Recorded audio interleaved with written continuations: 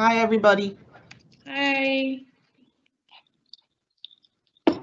All right, super. I want to apologize profusely for this very, very late start. Every once in a while, technology lets us down, but we're going to have a great time nonetheless. I also want to start by thanking everyone who has joined us. Both from Nigeria and outside the country. I would say good morning to you. I also say good afternoon. Um, I thank you for taking out the time. Now, on behalf of the Ziba Foundation, we welcome you to the first of our webinar series. Yes, we're starting late, but we promise it's going to be an exciting 4 Saturdays.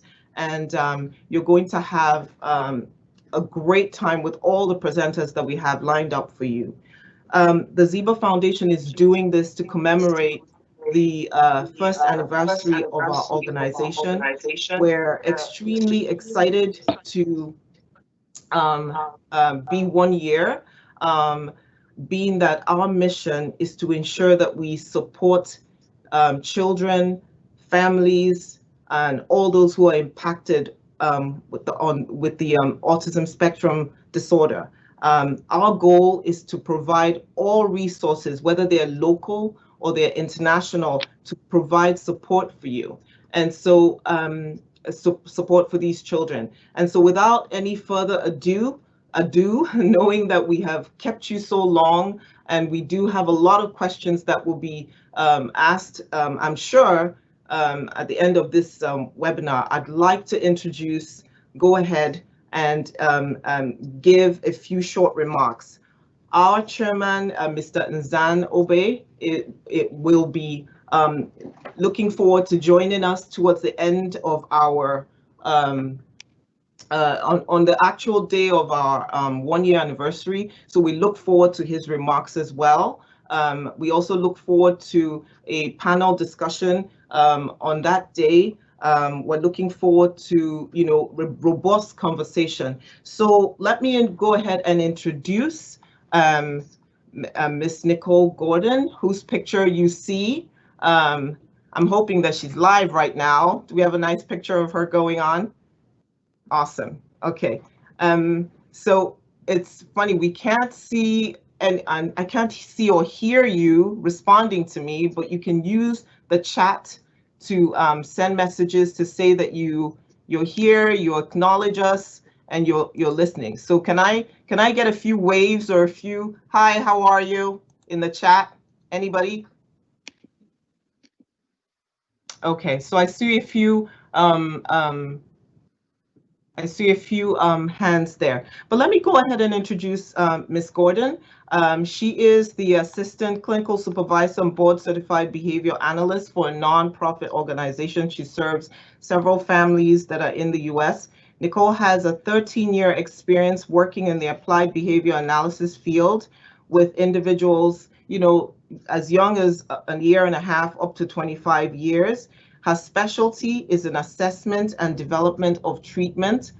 Was super excited because she will be able to speak to you regarding your children, answer questions about behavior and functional communication. She has also trained several upcoming behavior therapists. And so she has a wide range of experience, both with teachers as well as with parents. So let me get out of your way. I think I've done enough introducing and have Nicole take the stage. Thank you so much for your patience, ladies and gentlemen. You're very, very welcome today.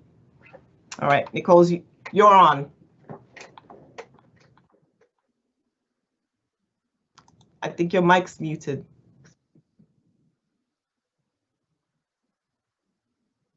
Morning, everyone.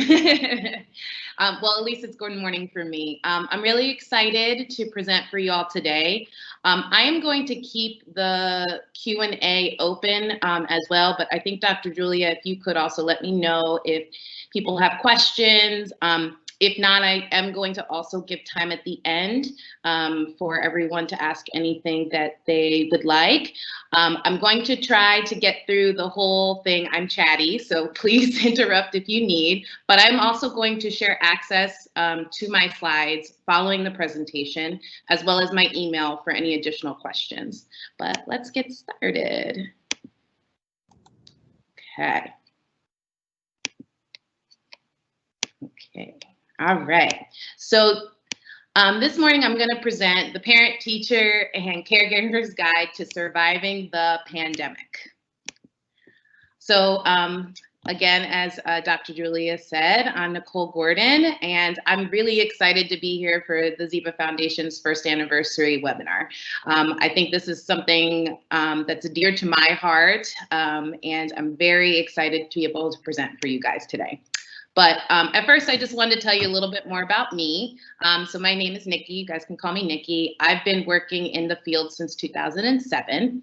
And actually, from 2013 to 2015, I went to Nigeria, which I love your beautiful country, and I was able to help start and train as a behavior consultant and trainer for Autism Care and Support Initiative based out of Abuja. So I had a really great time kind of helping get those first couple of trainers started, meeting some of your beautiful children and being able to train and disseminate more ABA and working with children with autism. I graduated with my master's in science in ABA in 2017. And since then, I've been working out of New York as assistant clinical supervisor at a nonprofit in New York and New Jersey. And I specialize, as Dr. Julia said, in conducting assessments, overseeing, oh, excuse me, one second. Hello?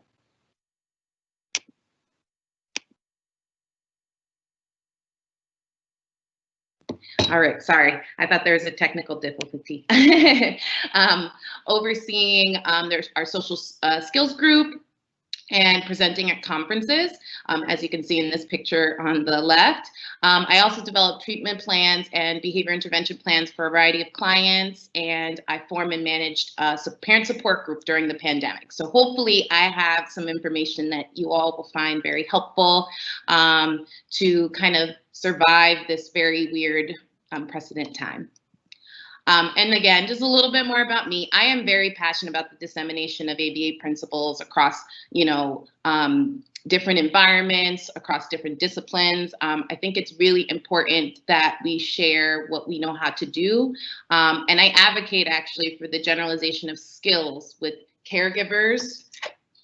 One second again. I don't know if I'm having technical difficulties.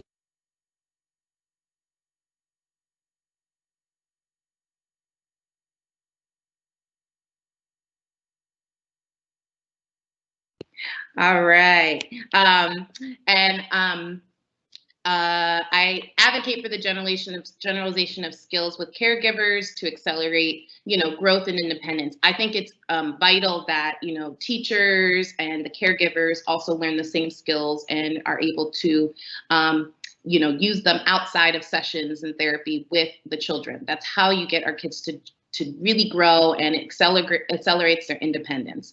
But again, just a little bit more. I love to travel, cook, exercise, and I just had someone join our family, which is my dog Kobe there on the right. And those are some of the things I'm also passionate about. But let's get started. So let's talk about some potential challenges for children with autism during the pandemic. I have actually been in my parent support group. We've been working together since mid-March, and I've been able to really gather a lot of information about some of the things that have been interfering with our children and how it might be a little bit different for children on the spectrum. But one thing is increase of problem behaviors, increase of anxiety and stress, scheduling of therapies. A lot of the children already have, a couple different therapies that they're, had before the pandemic. So now we have to try to schedule them during these times where we're using more telehealth and teletherapy.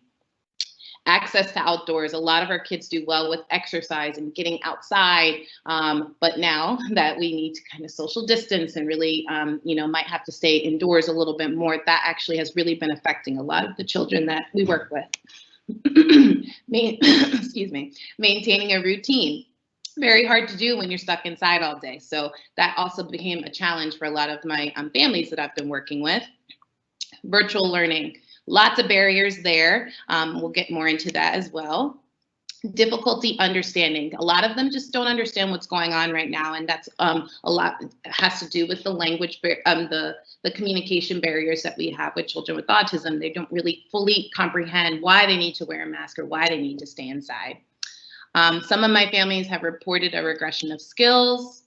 Some of my families reported they need additional supervision. It's very hard to try to work and stay at home, and they don't have enough hands and resources at home in order to really properly help their children.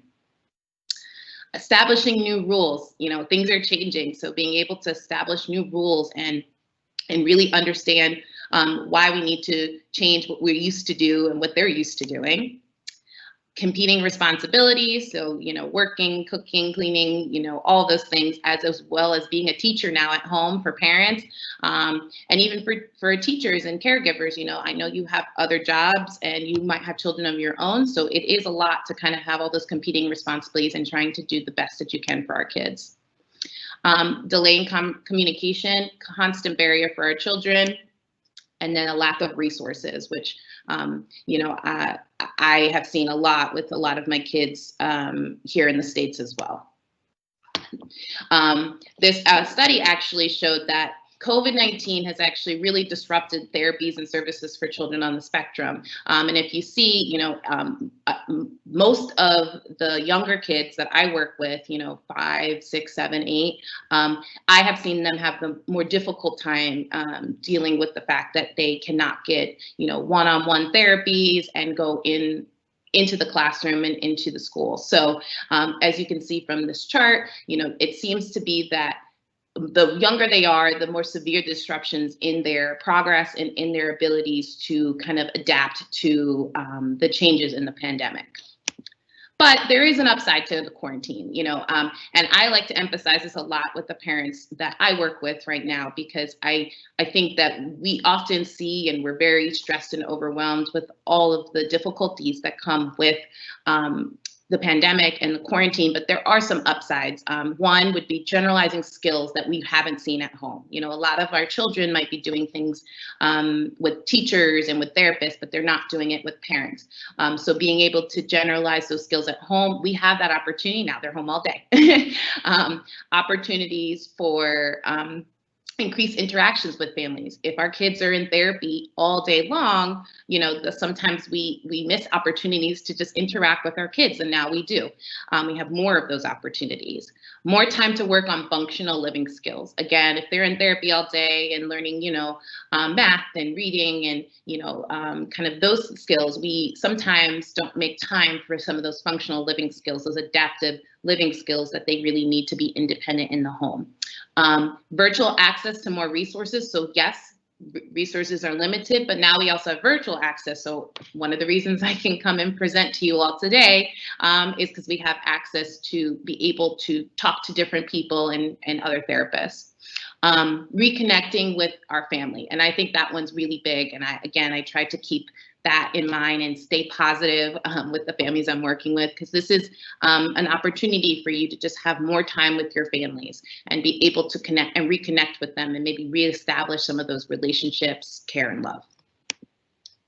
So today's goal I have is I want to provide you with some ABA techniques to help your children adjust to the change of the pandemic, prevent and reduce problem behaviors, and minimize regression of skills while maintaining peace in the home.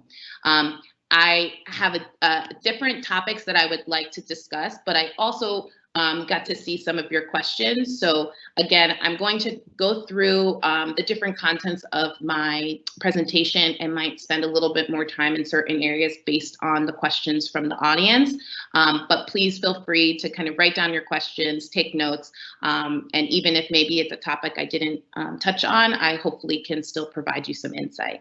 So the main topics for today will be maintaining routines, virtual learning tips, managing behaviors, fostering communication, preparing for the new normal, and then prioritizing self-care.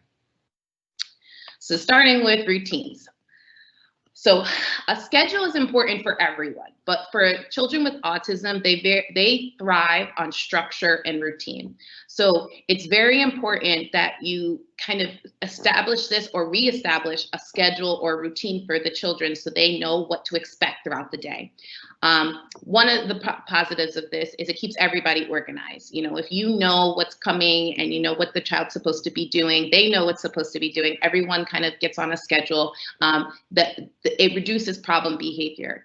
Children with autism prefer routine and structure. They do not like surprises. A pandemic is a surprise. So kind of reestablishing a schedule for them will really help, you know, reduce some of those anxieties around the changes that come with the pandemic.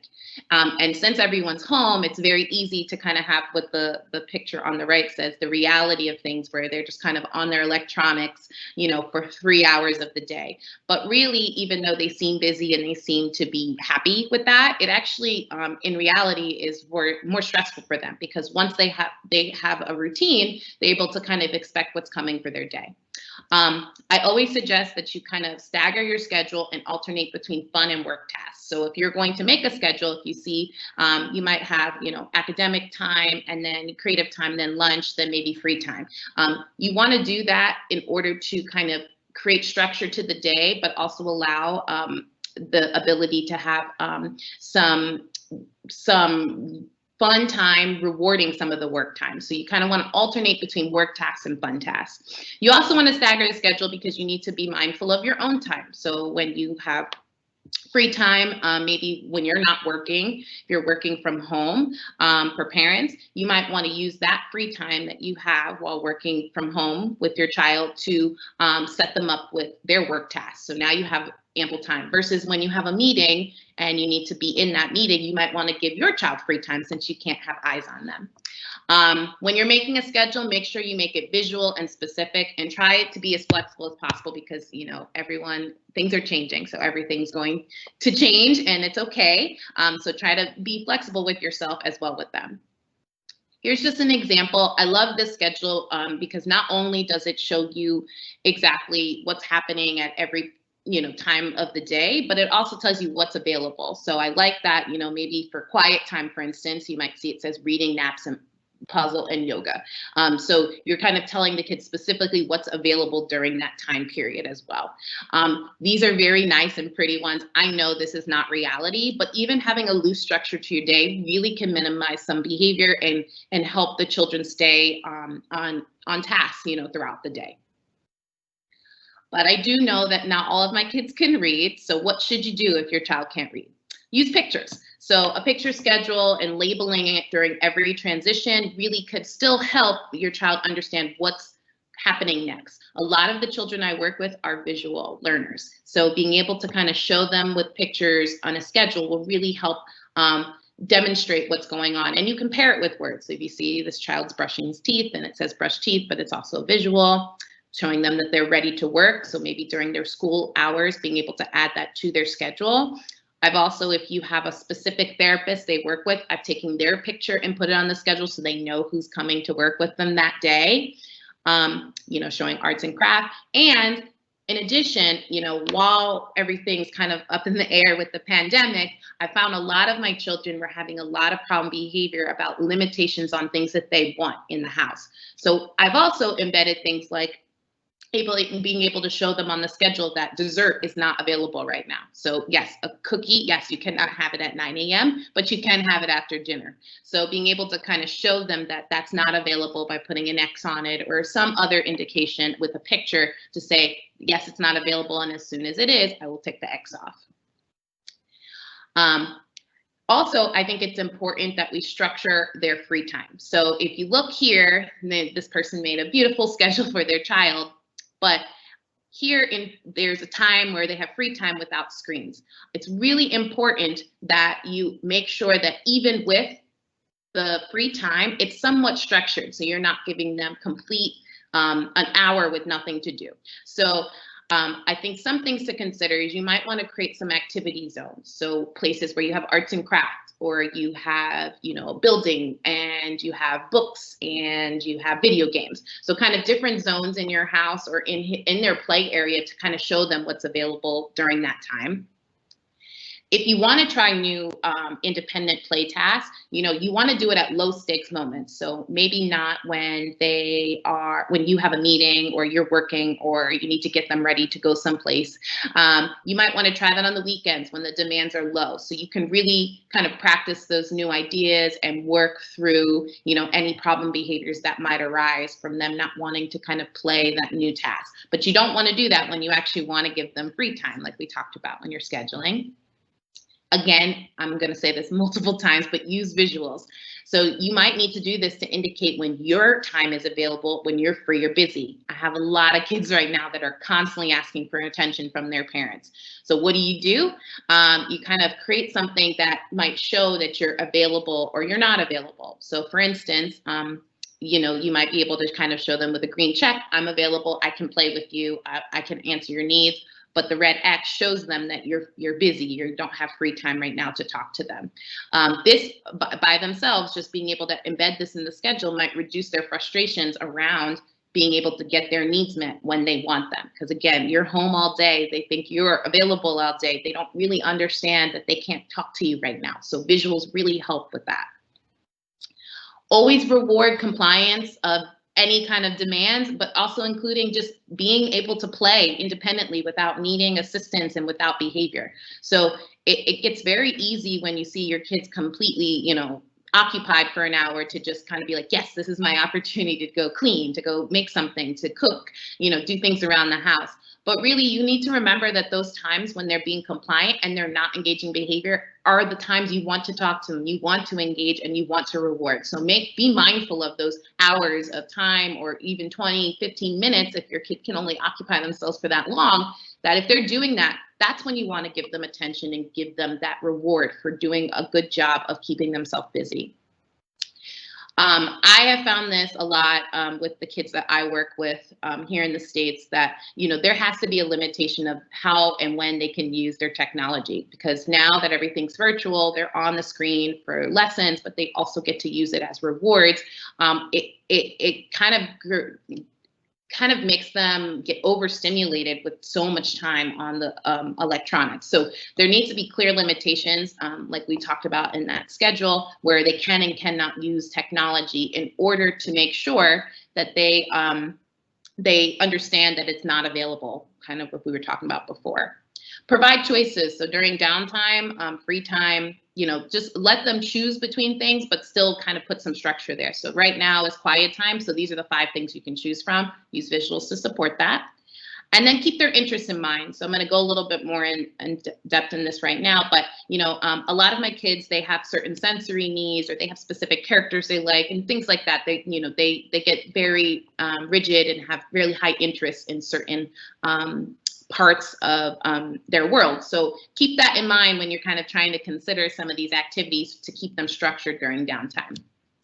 So for instance, if you look at the picture here, if you have a child who's visual and active, you might want to have them learn a new dance routine or make a fort and watch a movie. If you see this picture on the bottom left, doesn't even need to be expensive. This person just put tape in their hallway and we're able to kind of make an obstacle course for them to kind of go through and not touch the tape. You can create a scavenger hunt. There's plenty of resources online, but you can also just write it on a piece of paper. I've done that, kind of to keep them busy so they're doing something productive, but it goes with their own sensory needs and preferences. This is a visual and active kid. They might like indoor sports, so you can kind of put some plastic cups up and get their ball and play bowling. Or you might make a maze where they can drop a bowl through the ball through toilet paper rolls. Online, they're also having visual parties with princesses, which is very cute. So they can kind of sit and watch and have a pajama party with a princess. You might have them play pretend mommy and daddy. So maybe while you're cooking, you can set up a little table next to it and they can pretend to cook too. So now you're getting some social engagement, but you're also multitasking. So they're kind of joining you as well. You can play educational computer games. So although they're on the computer, maybe it can be something that's educational in nature, not just repetitive and some of their high interests, like watching the same videos over and over. There's some science experiments online that you can get some things that are probably already in your house. And there's also some virtual museums and zoo trips, which I've actually tried with a couple of my kids. One of them actually even had a roller coaster, which my kid loved. So you might want to try some of those activities as well. Let's say you have a kid who uses their hands, they're very tactile. So you might want to do some arts and crafts, set them up where they do something safe. You might have like put some of their toys in some shaving cream where they play with it, or play with Play-Doh or putty, picking items out of, a bin with beans and rice, painting with shaving cream. You can even do it in the shower to kind of reduce the mess. There's just a lot of different activities, but based again on their sensory needs and their interests. Again, you can kind of do some gardening indoors. You can cook, have them join you with making pizza and cookies. Maybe try some tie-dye, chalk. Just kind of get creative with the things that your kids like. Let's say your student is more auditory. So maybe you'll have some online books, listen to music. You can help make a band with them, take some items that are already around the house, make drums, whatever, have a parade, just kind of get really creative. Also, some of these in the schedule, it might be nice to kind of expand on some of the social skills. So, I noticed that someone asked a question, or they were interested in kind of how to embed, play with siblings and interactions. You can also put that on the schedule where your son or daughter and their sibling must play for 30 minutes. That can be part of the schedule. And in there, you might want to pick, a preferred activity for your child with autism, or a mastered skill they already have so they can be successful, and then have the sibling interact, and then pick one skill at a time. So maybe you'll say, this time we want to work on sharing.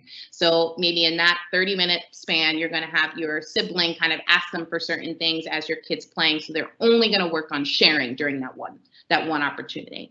I say one skill at a time because it's very easy to find a lot of things that the children need to work on. But sometimes when we're working on too many things at once, it gets overwhelming for both the parent and the child. So kind of pick one skill at a time and really just try to get them to do that as independent as possible by the end of that play session. But again, having them home because of the pandemic creates more opportunities for family interactions. Let's, make sure you expand on that. So you might be able to prompt them by modeling. You might want to show them what to do. So you could model and take the item and share it with the sibling. You might guide them, you might prompt them physically. So maybe they have a toy in their hand, the sibling asks for it, and you kind of take their arm and have them reach over and give it up. Always reinforce when they do it naturally, or even if you have to show them in the beginning, so they know that's what you want to see. So saying good job and giving them tickles and hugs and kisses. And then you might even want to pretend in role play. So kind of showing them what they might need to do in order when they do play with their sibling. Follow their lead and pair positive play with what you're doing. So follow what they're doing. If they're kind of walking towards their kitchen toys, then kind of start there, play what they want. You might have wanted to do a puzzle, but play what they want and see what they do and see if you can expand and add to the play rather than instruct. And I think it's very important, if you have to do one thing, while you're working on these social skills and playing with them, is try to comment rather than instruct. Don't lose the natural opportunities to prompt them to interact with others, but try to comment rather than instruct during the play, because that's not what other children do, right? So maybe instead of saying like, push the car like this, you can just say beep, beep, make some noises and make comments, because they're listening to what you're taking in. And, especially with the children who have language, they're going to imitate that. You don't want them to imitate the instruction. You want them to comment on their play. So do that as when you're playing with them as well. And last but not least, when it comes to kind of structuring their time, remember that, children with autism often, have something called like a sensory overload, where there could be just too much happening at one time for them, and they are more sensitive to constant sensory input.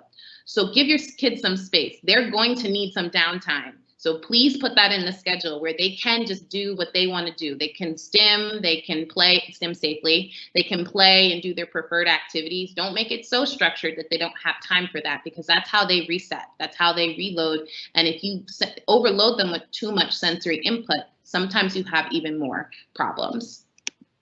Great. But before I get to the virtual learning, I'm just going to check the questions. Okay, great. So no questions just yet. And again, at the end, we can revisit and we can discuss, but I will give opportunities if there needs to be a time to stop for some questions and answers. So let's talk about virtual learning. I'm not sure kind of how a lot of the schools are set up by you guys, but we're doing a lot of hybrid pretty much for next year so far for the school systems here, where some of the children, you get to just decide if you're going to go into school or not go into school, or do a staggered schedule where they'll go in part-time or stay home part-time. So either way, just because it's possible that, you know, everyone's going to be sent home again, I think it's nice for us to know what to do if we are working from home, even if you are sending your child to school. But when it comes to virtual learning, we've learned a lot in these last couple of months. I definitely have some tips that I think have helped and prepared our children to adapt to learning in the school. And I think for teachers, it's very important to keep in mind the competing responsibilities and try to help parents while they're trying to get their kids to sit and attend to your stimuli on the computer, but assist them in being able to prepare materials and techniques that will help. So I'm going to give you some techniques, but for teachers out there, I think it's really important that you pay attention to these and be able to help your students and help your parents also do the same by giving them these suggestions. So first thing is prepare, prepare, prepare. I can't say this enough. Prepare the night before. You don't want to have a session at 9 a.m.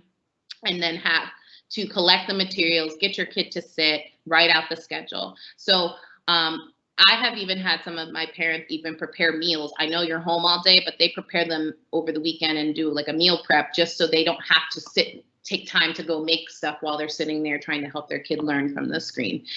So prepare computer and materials, write out your schedule, write out what they need to do for the day before, prepare any like snacks or any rewards you might need, including free time. So if they have like 30 minutes in between, what are they going to do during that time? You know, have some ideas and have those materials ready the night before as much as possible. And then assign roles too. So, you know, you and your spouse, a lot of the kids I work with, they need someone to sit with them in the beginning, at least, of their telehealth therapies and for school and for virtual learning. So who's going to sit with them? Who has a meeting in the morning? Kind of have those discussions beforehand and be prepared to kind of assign who's going to be even just an ear and eye if you're not sitting next to your son or daughter, to know like who's going to redirect them back to the screen if needed. Design and create a workspace, just like I'm sure all of you do at work. You know, you're more productive when you know where your workspace is and you have everything in front of you. So for our kids, it's the same thing. And I actually think that a majority of them, and a lot of times when you watch and observe some ABA therapy sessions, there is a table with all their materials and it keeps them organized. But I think a lot of the children start to associate that particular space, that area of the house, with work. So they're more compliant because they know work happens at that table. Again, setting up expectations is very important for children with autism. So being able to show them this is your workspace, this is where work occurs, as you can see from the picture on the left, and all of your stuff is there at the table, so you're ready to go. Your schedule should be there, any reward should be at the table, any downtime tasks should be at the table, materials they need, all there in that one space. Increases the likelihood that they'll comply with demands. And I always say, if they've already associated, if you're already doing maybe in-home ABA therapy or even some of your other therapies with speech, OT, PT, and you're doing them in your house already, use that session area to kind of pair, because they already know that work happens there. If your kid is a kid, and teachers, you can also help parents with this, but if they're one that you use something like a token board or a specific reward system, bring that home too. Help them either, you know, you guys pass off the materials they actually use at school, which would be ideal, or help them create one that maybe they can just make at home so it's very similar and pairs with what they used to do at school. Again, these all increase the likelihood that they will comply with demands because these are things they've already associated with work. Minimize distractions. This is one of my favorites. When I have a kid I'm working with at the table and there is something on their table and they're constantly trying to reach in and touch it, and instead of actually just moving the item, the therapist is working so hard to try to regain their attention. Minimize those distractions so you don't even have to work against it. So as you can see from the picture on the right, this little boy is staring at the window. Windows are dangerous, by the way. I usually have their back towards any windows or anything that's going to be moving or constantly making noises throughout the session. But yeah, you can do something as simple as like this little boy moving his chair so his back is facing the window, so now he's not distracted as much by the birds. Remove any unnecessary objects or items. If there's too much on the table, it just increases the likelihood that they're going to touch it. So kind of remove anything that's unnecessary to the learning in the moment. You might have a little bin next to your table with the materials you need, but only present the things necessary for learning in that moment when you're working with them. Provide headphones maybe to cancel out extraneous noises. Again, a lot of our children are sensitive to sensory input. The sound of, a car in the street might sound louder to them, So it's going to be more distracting. So sometimes if there's a lot of people in the house and a lot of movement going on, and, people moving around them, it makes it harder for them to concentrate. So to minimize the extraneous noise, you might want to put headphones in. So now they don't hear all those extra things going on. Place siblings and other people in different areas. Again, that increases traffic while they're trying to learn. They have a much more difficult time concentrating. So kind of minimize that from the start by putting them in different areas of the house. And lastly, like I mentioned in the schedule, stagger the schedule of lessons so there's less noise. If everybody's kind of doing lessons as much as you can, at the same time, there's more people talking and paying attention to videos. It makes it a little bit more difficult. Plan in work breaks. I will say this is, again, a very important take-home message. You want to avoid giving breaks when your child is indicating that they're done with work. So what do I mean by that? When your kid is sitting there and they're turning into a little noodle and they're getting wiggly and they look like they want to get up, don't give them a break then. I know this feels counterintuitive, but the reason why is you don't want to reinforce any of these behaviors where they're trying to get out of work. So if your kid is sitting there working nicely for, let's say, 2 minutes, before they start wiggling or trying to get up and run away, you want to give them a break. So what I would say is, if you know your child, and even if you don't, try a couple virtual learning lessons, see how long, time it, actually put a timer on, see how long they can work before they start getting kind of antsy and want to get up and run. Meet them where they are. So if they can only work for 3 minutes, before they even get antsy, take a break at 2 minutes. I know it sounds like, well, they're not working, so why would I do that? They're going to be up and moving all the time. But the thing is, you don't want to reward the escape behaviors. You don't want to reward them getting antsy and running out, and you don't want to give them so many opportunities. Instead, you want to show them, you sit and work nicely for 2 minutes, I will give you a break, because that's what they want. It doesn't have to be a long break. It can be, I have some kids who just run away and get a toy, swing it, and come back. But you can work them up. So as you get them to sit there for 2 minutes, then the next time maybe they can get a break after 3 minutes, then 5, then 10, and then out of nowhere, a couple months in, you realize they're sitting there for the full 30-minute session. But again, you need to meet them where they are, so you do not reward running away from work and the screen. So I would say this is probably one of my biggest take-home messages, is make sure that you give them breaks, but you plan the breaks. It's very important. Do not let them kind of run away, right?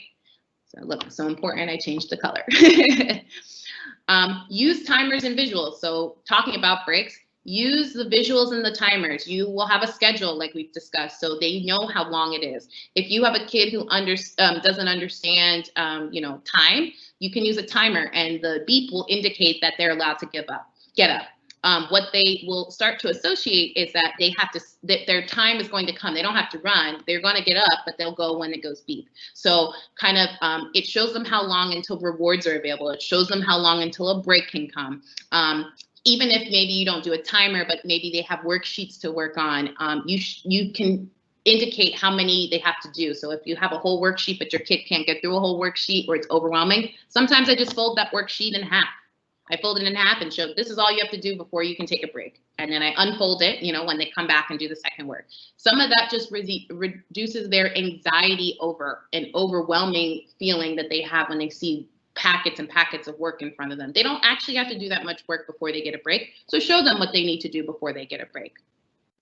You also might want to write maybe their rules for what they have to do for appropriate work behaviors. So sometimes on the work table or maybe in front of them, I might write down or show visuals with pictures for kids who can't read, quiet hands, quiet body. You want to keep positive words and be specific. Quiet hands and quiet body means you shouldn't be hitting other people, but you don't want to put don't hit.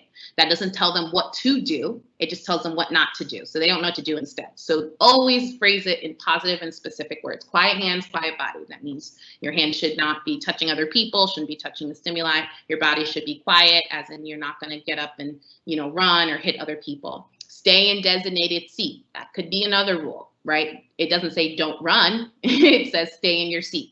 These rules will show them what they need to do in order to get their reward, in order to have appropriate work behaviors.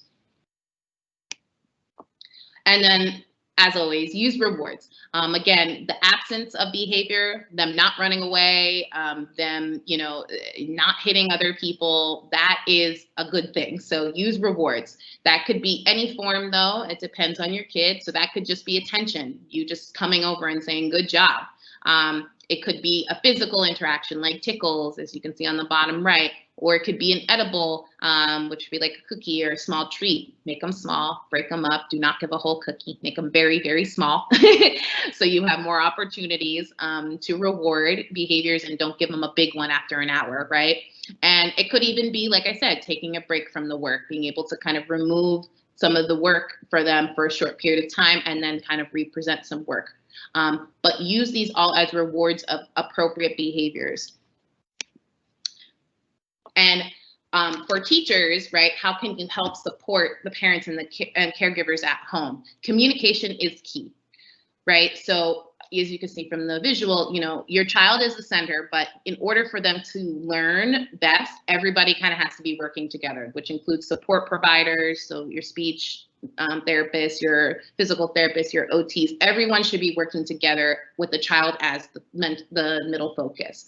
So what it means by communicate with your support system for parents and caregivers, seek guidance and help. If you have a kid who's having a tantrum, go to your teacher and say, I don't know what to do. Tell them everything in detail. Write things down. Write down what's happening. It gets very overwhelming. So write down quickly what happened so you can go and ask your support group, right? You can ask your speech, you can ask your teacher. So be able to kind of ask them for help and guidance so you respond appropriately. Don't try to figure it out all by yourself. If you have ABA providers you're already working with, this is their specialty. So ask them about what to do in the case of a behavior. Don't try to figure it out and wait, a couple weeks until you see them. Request for modifications. Let's say your teacher is giving your child, too much work, as in it's taking you, 7-8 hours outside of the therapy sessions in order to complete. That's probably too much work. So ask for modifications. Tell them, hey, is this supposed to take, 5 hours? A lot of times teachers don't even know that it's taking that much extra time in order to help your kids learn. So ask them, ask questions. And if they say, no, it should only take 30 minutes, well, then that means there should be a modification. They don't have the skills in order to sit and attend and actually get information from the work that's provided. So we need to modify that. So ask your teachers for modifications. And again, parents and caregivers can't say this enough.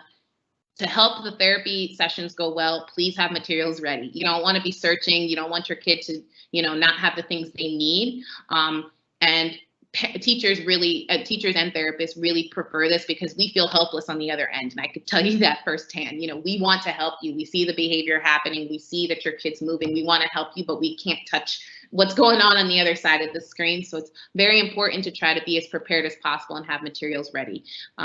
Teachers, how can you help the parents and the caregivers? Provide them with materials and visual supports for home instruction. try to carry over as much as possible from school, right? Things that you know that work for the child from school, if you already know the students, try to provide them that before you start home instruction, you know, things that usually work for your students. Or you have a kid that you know is a runner, you know, they get to get up and leave, you know, the chair a lot, you know, tell the parents what they can do in order to prevent that before you start, you know, meet them where they are, individualize the lessons and the stimuli as much as possible, you know, start small and tell them, you know, we'll work up to the, you know, working on, you know, the math we're working on, but first I want to reduce some of this escape behavior. Provide tutorials and cheat sheets. So if you have the ability to make a video, I've done this with parents because I don't have access to showing them in person. I will make a video, honestly, with my boyfriend, and I'll use his hands in order to show them what I was asking them to do.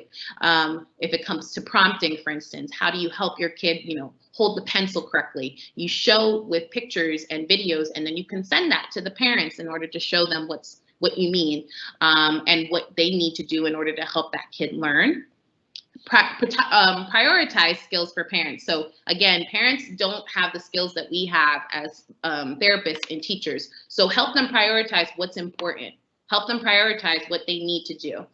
So let's say, you know, in a situation where they're doing a math worksheet, maybe you don't care about them actually doing the whole worksheet, but what you want to see is that they do 4 problems without any help. So prioritize that for parents, because if you just give them the worksheet, they're going to think that they're supposed to complete the worksheet. But really, your first goal might be that they have to do 4 problems without any help. Tell them that, prioritize it. And then prompt parents to give breaks and rewards. They don't always know when timing. So if you're doing a teletherapy session and you know that the kid should get a break or should be getting rewards after a couple responses, tell them that. So sometimes when I'm working with parents, I might say, okay, I'm going to ask them 3 questions. And I'll tell them, it's okay if he doesn't get them right, but at the end of 3 questions, you can give them a reward because I know I'm prompting, for instance. Or I'm going to ask them 3 questions. If he gets 2 of the questions right, I'm going to tell you to give the reward. Please have it ready before you even give the demand. So they know what to do. They know what to expect. Hey, when he gets all 5 tokens, then he can go get up and get a break. But before then, please block him. Change your body. Tell them, instruct them what to do. You know, okay, I want you to sit a little bit behind him and kind of close out so he doesn't run. He keeps running to the left. Maybe change your chair. Move over there. You know, those little things really help prevent some of these behaviors. And teachers, that's probably one of the ways you can help the parents the most, is if they're sitting there helping their kid, tell them what to do. You know, use that as a training opportunity and explain why. You know, I'm going to try to get him not to run this today. You know, great. So those were my virtual learning. I'm going to look and see. Okay, no questions yet. Great. I'm just going to keep going. This section is going to be on managing behaviors. And I just want to say before I get started that I do know that every kid is very specific. So what I will have you guys be able to do, depending on if you have access to behavior therapists yourself, I'm going to give a little section for questions, but I'm also giving you guys my email at the end. So if you have more specific questions about your student or your child and their particular behaviors, you can ask me following the presentation and let me see if I can individualize a little bit of my suggestion. I can't give you like specific therapy advice because I won't be seeing your kid, but maybe with the questions I can specifically answer how you are either helping or hurting the problem behaviors you're seeing. So what kind of behaviors do we see? I actually collected this data from my parent support group, but if you can see, at the time I only had 8, it was the very beginning, I only had 8 parents, and we still saw a wide range of different behaviors between aggression, self-injury, dropping to the floor, biting, property destruction, mouthing, climbing. You know, there's a large range of different types of behaviors we will see. And they look different for our kids, because you know, autism is specific for each children. And because of that, parents respond in a variety of different ways. So they might ignore them. They might tell them no or stop. You have a baby who's crying, you might console him, or you might give them time out and tell them to sit in the corner. You might remove a preferred toy or activity. But the important part here is not what the behavior looks like So I don't care if they're doing aggression or if they're biting. That part is not as important of what it looks like as in what's its function. So in order to determine if you're responding correctly, you need to determine the why or the function of the behavior. So this is important. Again, a kid who's aggressing and you know, maybe they're punching their sibling, and a kid who is just whining might have the same exact function. They might be doing it for the same reason. Maybe they want a toy, right? So you have a kid whose sibling has a toy. He has learned that punching gets that toy back. So he punches his sibling, he gets the toy back. The same thing could happen for the little baby who's whining. He has learned that the whining usually gets him his toy back. So a parent, the sibling's holding the toy and he whines and the sibling gives the toy back so he doesn't get him upset. Same, different behaviors. They look completely different, but they serve the same function. They're whining to get their toy back, right? So that's why it's so important to determine the why.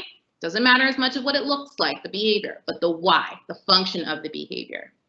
So in general, I'm going to say this because there's a combination of different functions, but in general, there's 4 functions of behavior. For children, they might do it to gain attention. So get your attention, get you to look at them. So this kid's putting a little pencil, he's in class, probably pencil on his nose. He's most likely doing this to get the attention of this kid sitting around him or the teacher. You might do it to get access to a preferred item. So you see this little boy, he's trying to take the tablet away from his mom. So he wants to play probably. And the function here is he's screaming and crying to get access to that preferred item, okay? They might do it to escape or avoid a demand. So right here, you see a little girl seems to be working in, doing work in a notebook and she's ripping the paper out. That's a very fast way to avoid doing work, right? Get out of work by just ripping out the work you're supposed to be doing.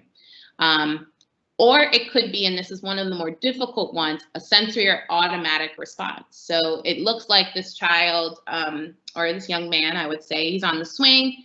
Nothing seems to be happening around him. He is just swinging and doesn't look like he's doing anything with anyone else, and he's starting to pull his own hair. So it might be a sensory or automatic response, just self-stimulatory kind of behavior, right? So again, these are our 4 functions, our general 4 functions of behavior. And again, you want to determine why they're doing it, the function of the behavior before intervening, because you can give the wrong response if you don't determine why they're doing it. I'll go a little bit more into that. So possible consequences or reactions. So again, if you're looking at these functions of behavior, each one has a specific way you should respond in order to reduce the behavior going forward, okay? First one we have is planned ignoring. So what I mean by planned ignoring is you're choosing to ignore the problem behavior. I will go more into this in the next slide, but not the child or not the person, but the behavior. So if you look at this picture, the teacher in the hallway, I will say the student on the floor, she drops to the floor. That's the behavior we see. We don't want her to drop to the floor, obviously, we give her demand.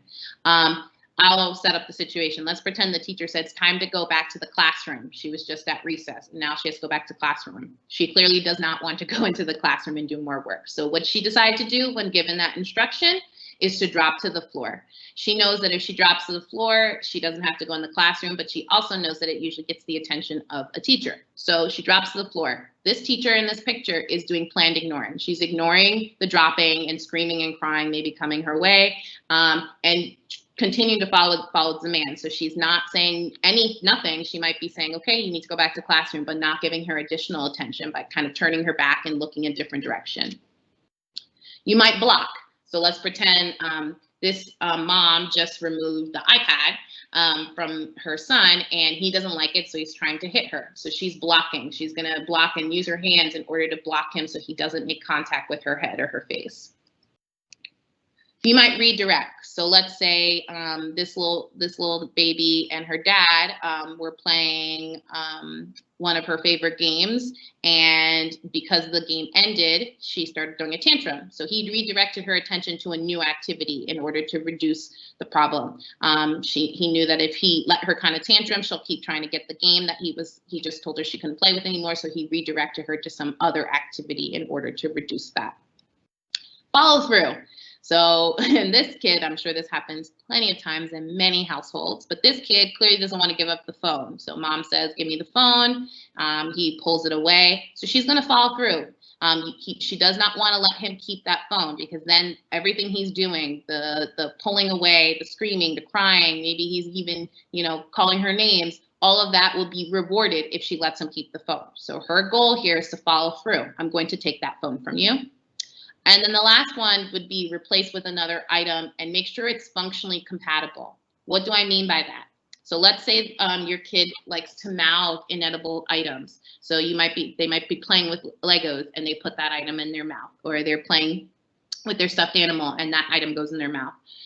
In order to respond appropriately, because that's a sensory input, right? You might replace it with a functionally compatible item. So if you have a kid who likes to put Legos in their mouth, they're small, they could choke, you don't want them to do that, you might give them a chewy tube. Or for this kid, he has these beads. He's using that to replace that sensory input he is trying to get by putting Legos in his mouth. You replace it with an item, but it has to be functionally compatible. You don't want to give him a stuffed animal as another item, because that's not what he wants. He wants something hard, a plastic in his mouth. So replace it with something that's hard and plastic that is safer, in order to prevent and minimize them putting in things that are more dangerous in their mouth, for instance. But what is the best way to respond? So, it's important to know that for each function, there's a best way to answer. And most of the time, you want to remove the thing that they're trying to do it. So I'm going to give an example for each. And then again, we can talk a little bit more about specific examples later on in the presentation. But let's say, for instance, that your child is doing it. You've determined that your child is trying to get your attention. Every time you're on the phone, they start throwing toys across the room. They're trying to get to their attention. The best way to respond, even though I know it's going to sound that it doesn't make sense, you want to tell them, stop, don't do this, don't throw, don't do this. It might stop that in the moment, but then they get your attention. So instead, you're on the phone and they're throwing things across the room, you should ignore them. Now, if it becomes a thing that makes it unsafe, because I get this all the time, well, they can't just keep throwing things all over, they can't knock stuff over, you're correct. But what you want to do is ignore the behavior, but you may block and redirect. So you could also block them and redirect, but you don't want to make attention to it. So instead, I might say they're throwing their toys, they're all in a bin and they're throwing across the room. You can ignore the throwing, don't say no throwing, don't say anything about the throwing, but take the bin and move it aside. By doing that, you're ignoring the behavior, the throwing, but you're preventing them from continuing to do it by removing the items that they're throwing. Does that make sense? So, but that's because what you determined before you even decided how to intervene is that they were doing it for attention. Let's say you determined that your kid's doing it to get access to a preferred item or activity. So they want cookies all day, every day, right? So now you put the cookies up on this shelf. So now they continue to climb and reach and try to get it. So your behavior is climbing. Once you try to put them down, they throw a tantrum on the floor. So their goal is to gain access to this cookie, right? So that's the function, that's the why. So what should you do? You should block them and redirect. So if they're climbing, get them down, put them aside, block them from getting it, put it higher so they cannot get the item. But you still want to ignore. You don't want to say, no climbing, we don't do that. But then you can redirect their attention to some other activity. So they come in the kitchen, they try to get to the cookies, they're climbing, you put them down without saying anything and redirect them to their book on the floor. So you give them a book, and as they start playing, you ignore, and as you realize that they're starting to read, you give them attention then. Oh, nice reading, I love that you're reading. So now you've ignored the behavior, climbing and tantrum, you blocked them from getting the cookie, and then you redirected them to a book. Right? But they still didn't get access to the cookie. So that's why their tantrum and their climbing did not work, because they did not get access to the cookie. Escape and avoid. So let's say you're doing telehealth work and they want to get up and run and avoid doing work. And they also crumble up their papers because they don't want to do it anymore.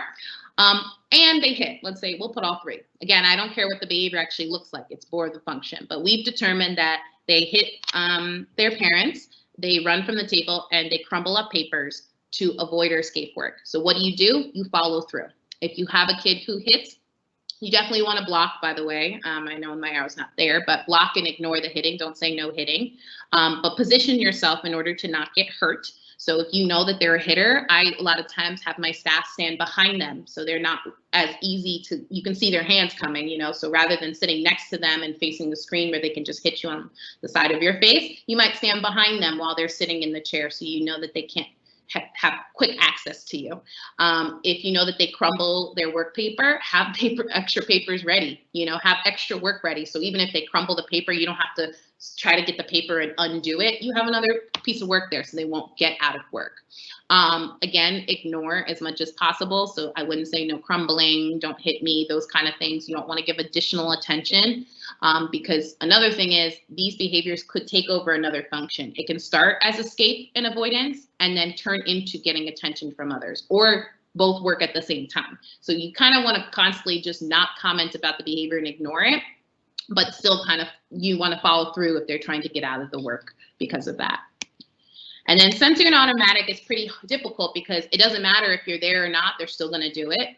It's a personal thing. They do it because it makes them feel good for some reason. Just like people bite their nails, or they might like, you know, jiggle their leg while they're, you know, working or something. That's just a sensory automatic response they get. And so it's very hard to reduce these behaviors because it doesn't have any social interventions that matter. It doesn't matter if you're there or not.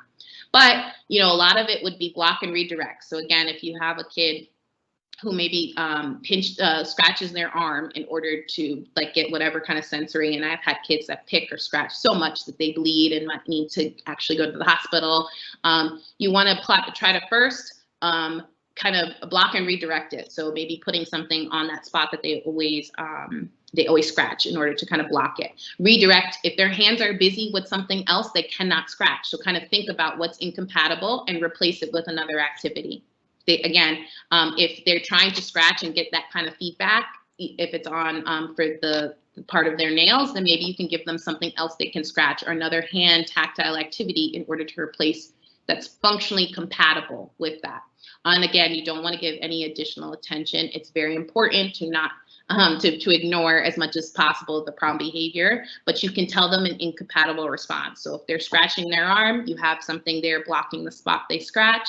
You give them another activity and you tell them to do that, or you tell them quiet hands, therefore they shouldn't be scratching, not don't scratch, you're gonna hurt yourself. And about planned ignoring. So again, as I mentioned before, it's very important to ignore the behavior and not your child. So you want to make sure that you're ignoring exactly what's happening and not the actual child as a whole, because especially if it's something like escape or avoidance, right? You want to make sure that they continue to do whatever you were telling them to do. So you're ignoring the problem behavior, which might be hitting or spitting or, you know, self-injury, but you're not ignoring the child. So you want to provide minimum attention. If they're throwing something or about to knock something over, of course, go and block it. But you don't have to stare at them and say, don't do that, right? That's pretty much what I mean. You can go over there and block it, try to divert your attention, try to divert your eye contact, and then follow through by redirecting them to another task. And then you want to refrain from trying to correct the behavior in the moment, because behavior changes over time. It does not change in the moment. Every time you're saying something to them, putting them on punishment and telling them don't do that, it might stop the behavior in the moment, but you're not teaching them what to do over time. This is very important when it comes to using planned ignoring appropriately. You want to kind of refrain from correcting that situation in the moment. And it's very hard because you want to tell them what they're doing wrong. But I promise you, 99.9% of the time, your child knows what they're doing wrong. It's not that they don't know. So you don't have to correct it because they know what they're doing. They know it gets them what they need. So you don't need to correct it in the moment. That is not the time to teach them a new behavior in the middle of a tantrum. The time is after they've calmed down, doing it through role play, rewarding when they do not tantrum for the same situations. That's when you give them attention. But you want to minimize your attention as much as possible to the behavior in the middle of a tantrum. And just to prepare everyone, it does, because of science, it does get worse before it gets better, unfortunately. And the reason that is because if they know it's been working for them, they're going to try it again faster or more frequently or more intense in order to see why it's not getting the same response that it used to get. So you guys can ignore the little graph on the left if you're not into science, but my picture on the right, which is a light switch, this is my favorite example to kind of explain why it gets worse before it gets better. So let's pretend you came into your house and for years and years and years, every time you walk in, you turn on the light, and of course what happens? The light turns on. Well, today, unfortunately, when you came in, your light did not turn on. It's the first time in years that this has ever happened. What's the very first thing you're going to do? You're going to turn that light off and turn it back on again. You're going to turn that light switch off and then turn it back on again. You're going to repeat the behavior that has worked before in the past. You have a kid who hits, he hits you in the face, it didn't work, he's going to hit you again. Same thing. Then if you realize you turned it on and off again, it still didn't work, you're probably going to try to do it faster. So you're going to do it again a couple times in a row. So on, off, on, off, on, off, on, off. What's going on? Why is this not turning? Same thing for your kid. He's going to hit you again faster. He's going to be like, hit, hit, hit. Why is she not giving me what I want? I don't understand. Then you might try to do it harder. So you might turn it up all the way really hard and down all the way really hard. Let's go to your kid. He might hit you even harder. I don't understand why she's not getting that I want this cookie right now. So I'm going to hit him even harder, right? And then you might try to switch and try a different behavior. So now you might try to get a screwdriver and try to go in there and fix it. Your kid might now decide that, okay, hitting didn't work. Maybe if I try spitting at her, that's going to work.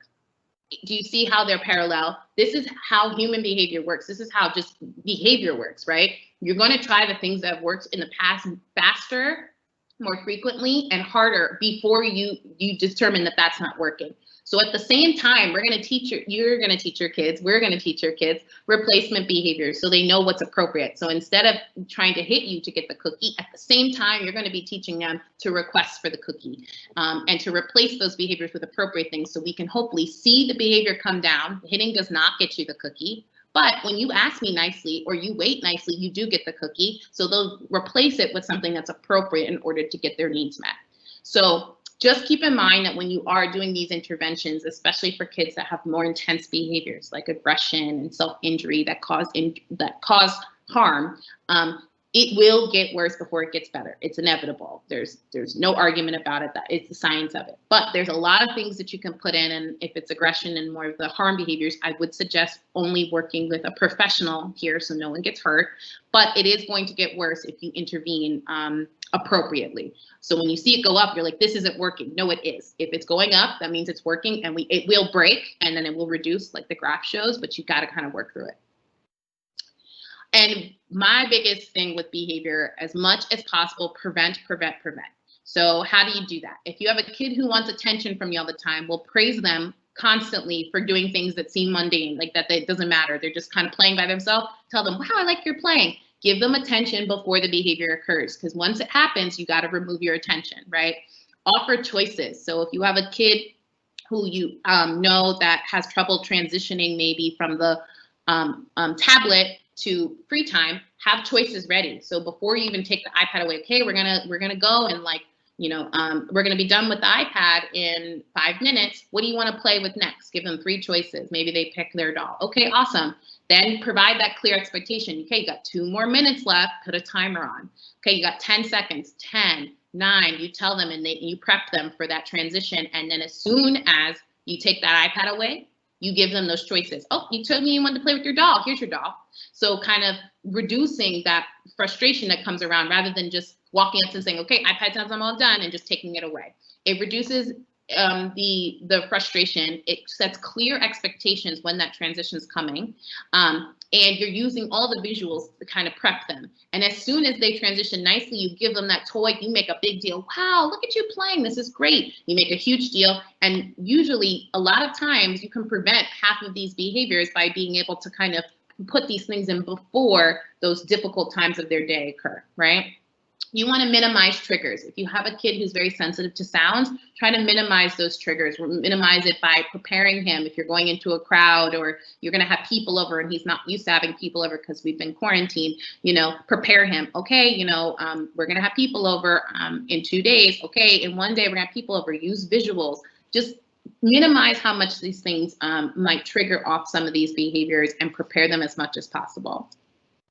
Now, all these things are great, but this is one of my favorite things to tell parents. We're not going to be perfect, right?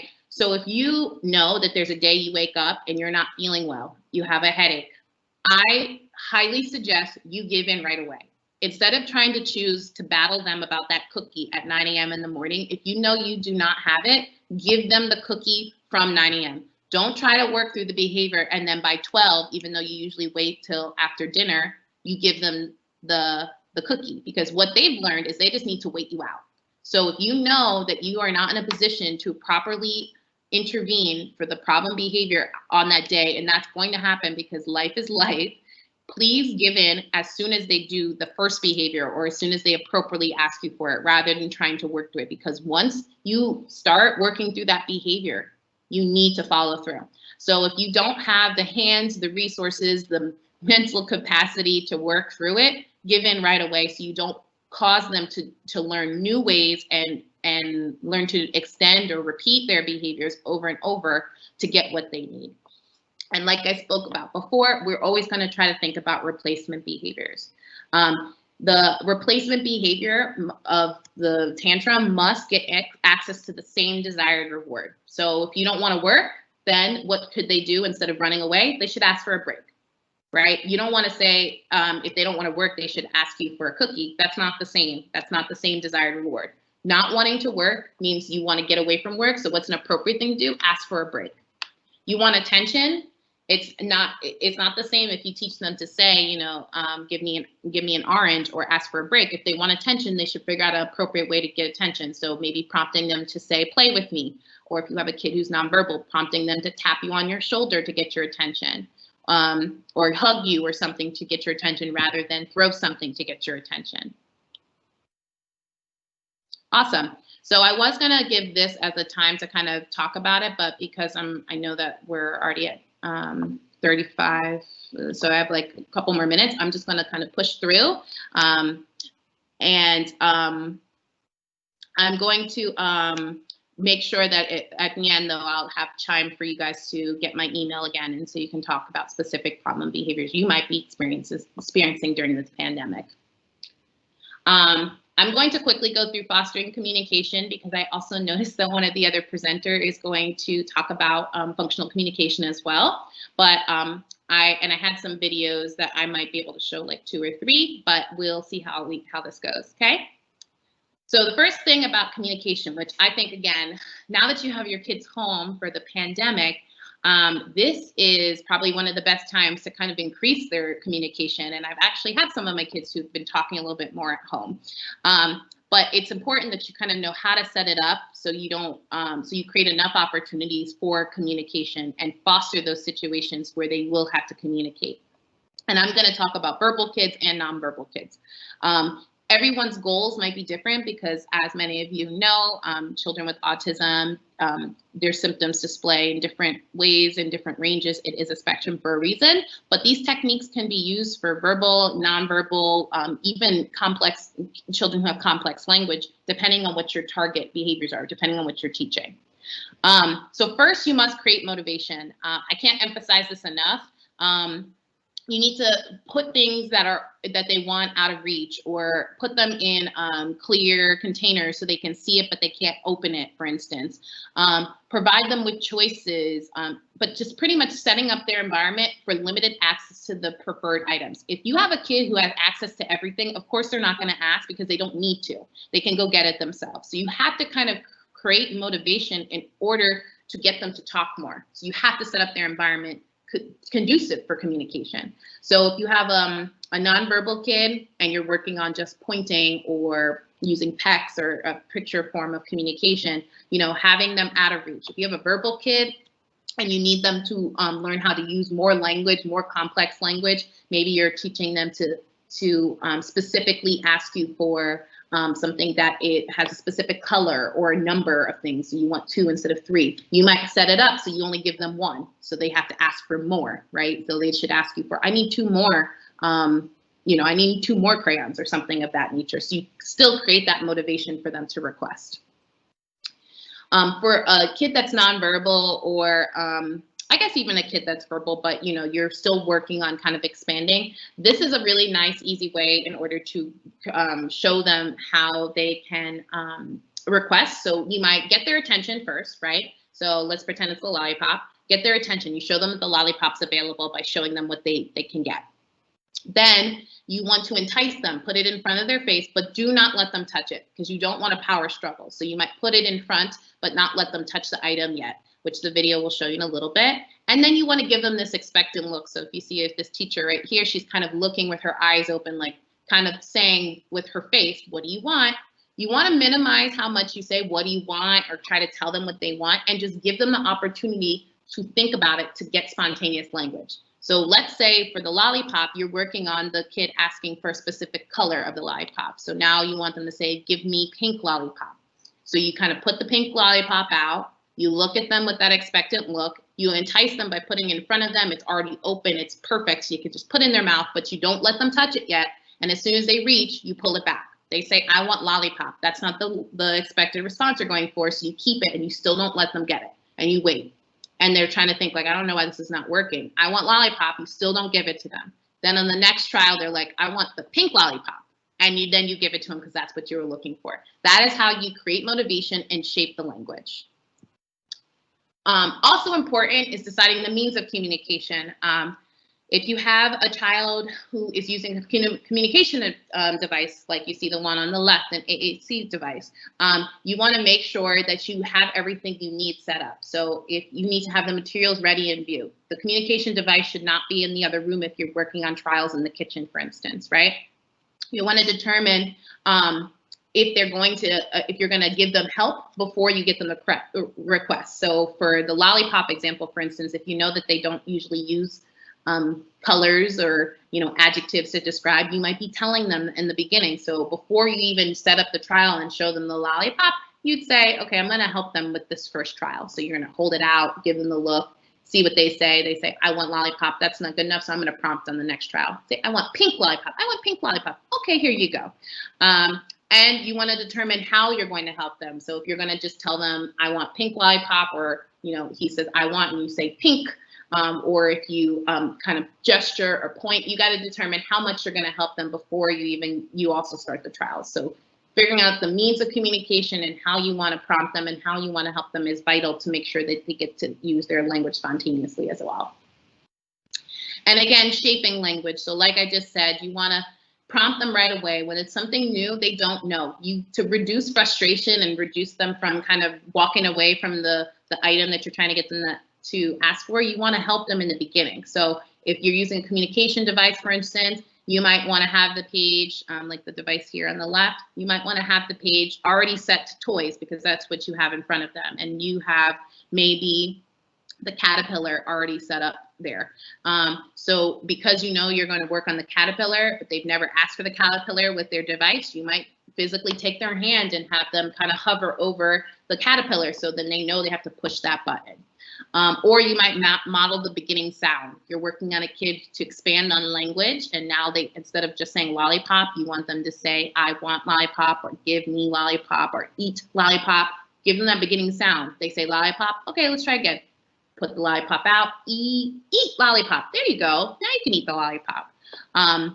You always want to accept approximations at first and then slowly reinforce from there. So maybe at the beginning they might say eat and not say the whole thing. Well, take that, because in the beginning that's all they can do. That's great. So eat, oh, okay, eat lollipop, eat lollipop. There you go. That's great. And then once you know that they can say the whole thing, eat lollipop, you no longer accept if they just said eat, because at first they need that kind of help and that jump, but now they don't need it as much. So you can accept that. Only accept words, sounds, symbols, and phrases that make sense. So if you're trying to get them to say, eat lollipop, and they say, give me lollipop, that makes sense. You could still give it to them. So don't kind of be so rigid on what you're accepting, because it's good to actually reinforce a variety of responses for different things. But if it doesn't make sense, if they say drink lollipop, that doesn't make sense, don't accept that. So yes, it's great they use more words, but if they went up to someone who doesn't know them, it wouldn't make any sense. So please don't accept something that doesn't make sense. They won't be able to get that naturally, those natural reinforcements outside of your trials. And then fade out help when you realize that they can do it on their home. So like I said, if you realize that now that you've been kind of hovering over that picture, they can now kind of touch it on their own, then you can fade out your physical help and maybe just gesture. So you point to the general area of where the picture is on the communication device rather than physically helping them. Physically helping them is more intrusive than kind of gesturing towards the icon. And like I said, I have some examples. This one's quick, so I think I'm gonna play, actually.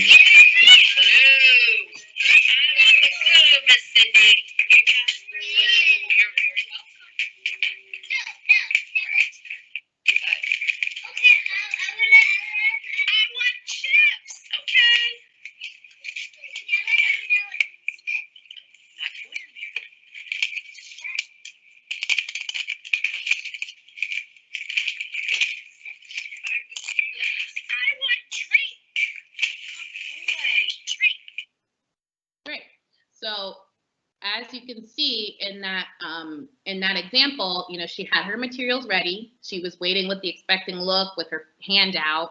As soon as he picked up the picture, because that's his way of communicating, he's handing over a picture of the item. As soon as he hands it over, the important part for how to respond after they actually communicate correctly is you didn't hear her say good job first. The very first thing she did was hand over the drink and say, I want drink. So when you're doing communication trials, the reward is the item. Don't say good job, that's right. That delays them from getting the reward. So the very first thing you want to do is give them that item right away and then label what they said. So if it's I want drink, that's great. So hand over the drink, say I want drink, and then you can say good job, awesome, woo, that's right. But you want to do that first because that's why are they communicating in the first place? To get their item. So saying good job just delays them from getting the item, right? You don't go to Starbucks and someone says, oh, that's nice that you asked me for your coffee. You asked for a coffee, you want your coffee, right? So again, immediately give them the item requested. That's important. That's how you properly reward a communication trial, is giving them the item they ask for right away. Other considerations, you want to model simple language. So while you're playing other activities, like right here, maybe they're playing hide and seek with the blanket, and she says blanket, blanket, look, blanket, peekaboo, blanket. Just model simple language, especially for our early speakers or emergent learners. You want to keep it as simple as possible. So you're modeling what you want them to say and use the same language for the same activities. You know, they're more likely to say it if you play this blanket hide and seek game, you know, every day for 3 weeks and say blanket and peekaboo, they're more likely to say those words if you're only using that language versus if you're trying to talk to them, you know, like I'm talking to you, and they have to sift through all the other words in order to figure out what to say to ask for it.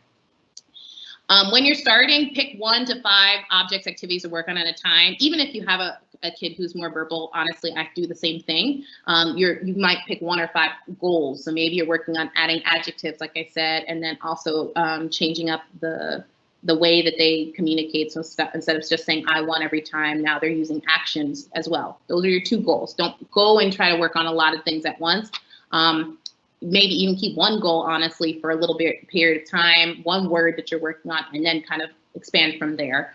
And then break up an activity or item into smaller amounts of time or pieces in order for more practice. So of course, if you want to work on them asking for the iPad, they ask for it and you give it to them for 30 minutes, that's great. But you can get way more trials if you only give them for 2 and you practice across 30 minutes, right? So now you got 15 trials of them figuring out how to ask for the iPad rather than asking 1 time and getting it for 30. So kind of consider that as well, breaking up the activity or item into smaller amounts of time. And because of COVID times, I have actually got a lot of questions on how to communicate about pain and illness. So for some of my more non-verbal children who you know, don't have as much language, I've been using a lot of visuals in order to do it. It's difficult because this is an abstract thought for a lot of kids, and we don't know when they're always sick or in pain. So I always suggest that when you first start, use visuals and pair it with obvious injuries. So if you saw them bump their head, for instance, then you go over to the visual, maybe the one on the left, and you say, oh, I hurt, maybe because of the pain one, point to the pain, my head, and you point to head. So you can show them what happened, like how they can tell you in a situation where you know the obvious pain or sickness. Maybe you saw that they cut their finger, so you can do the same thing. Oh, I have pain, I cut. my finger, and you show them on with the visuals, and you model that language. So start with things that you know that they're having obvious pain and you watched it happen. So if you do that enough, maybe when it's something they can't communicate, like a stomach ache, they'll be able to say like pain tummy, you know. So you want to do that as much as possible to kind of get them used to communicating about where the pain is and that they're hurting. Rely on their strengths. So if they're great at body parts, start there. You know that they're really good at telling you what body parts, use that as your help. If they love playing doctor, then rely on that strength. Start there. You know, be able to, oh, she hurt her finger. You know, show him or her ways to communicate that in play, since that's the strength of theirs. And then again, always, like I keep saying, use visual supports. All right. So I'm just going to check in. I know technically I probably should start with questions, but I do have 2 more sections. Dr. Julia, do I have time to keep going? Yes, you do. Okay, great. I'm going to keep going then. Thank you. Thank you. Okay, great. So preparing for the new normal.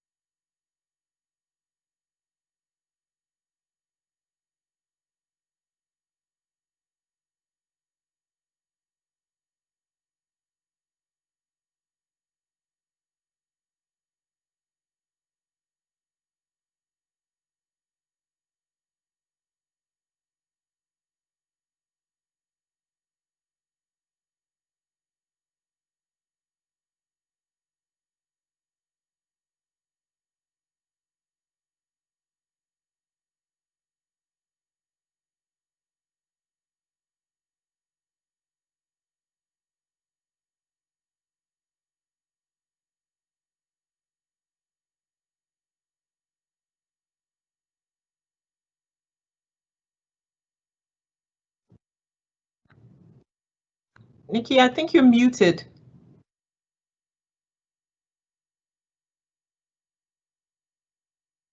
I am muted. Oh no, there we go. You have to start all over. Uh-oh. All right, back to preparing for the new normal. So I was saying that I think it's very important. Let me make sure I'm still talking. Hold on. Yes, you are. Okay, we're good. We're good. Okay. So preparing for the new normal, I was saying that I think that I've been talking to my parents and other providers often about how important it is to prepare for this time period, because even though math and reading is very important as well, that might need to take a back burner while we're trying to teach new skills that are going to be needed when we kind of come out of this pandemic COVID time, which might mean, you know, acclimating back to school with changes to the school system or changes to the classroom, or even things that might be required when you're out in the community, or how to play with another kid where you might need to keep your distance. So these things need to be taught earlier on, because some of our kids need more time to learn new skills. You don't want to wait until time is pressing. You don't want to wait until you're about to go back in school and now you're trying to teach them all the skills. So let's think about what some of those skills might be and how we can prepare them as best as possible. So like I was saying, post-quarantine life, you might need, your kids might be needing to have a thorough hand washing routine to make sure that they're keeping their hands clean. Wearing a mask is huge. So wearing a mask while you're out in the community or around other people you don't know. Wearing gloves, applying hand sanitizer, or even just coughing in, you know, your elbow. These are all skills that might be required post-quarantine life. So it's important to kind of work on these things early on, give them ample time to learn, and then I'll talk to you a little bit more about techniques you can use. And teachers, this is probably one of the better ways I think that you can help families at home while they're trying to adjust to the new changes, by kind of helping walk them through ways to teach these skills. I have taken a personal journey with a lot of my families on making sure that they're doing masks, because that's very big here in the States, wearing these masks when you're out, to the point that you can't even go into a grocery store unless you and your child has a mask on, and can't get into a taxi if you and your child does not have a mask. So these little things will really change their life. If their kid's not wearing a mask and you can't just pop into a store and get milk, that's a problem, because now you're gonna have to take your kid home and it causes all these problems. So yes, it's not pressing in the moment for a lot of my families, but I think it's important to prepare.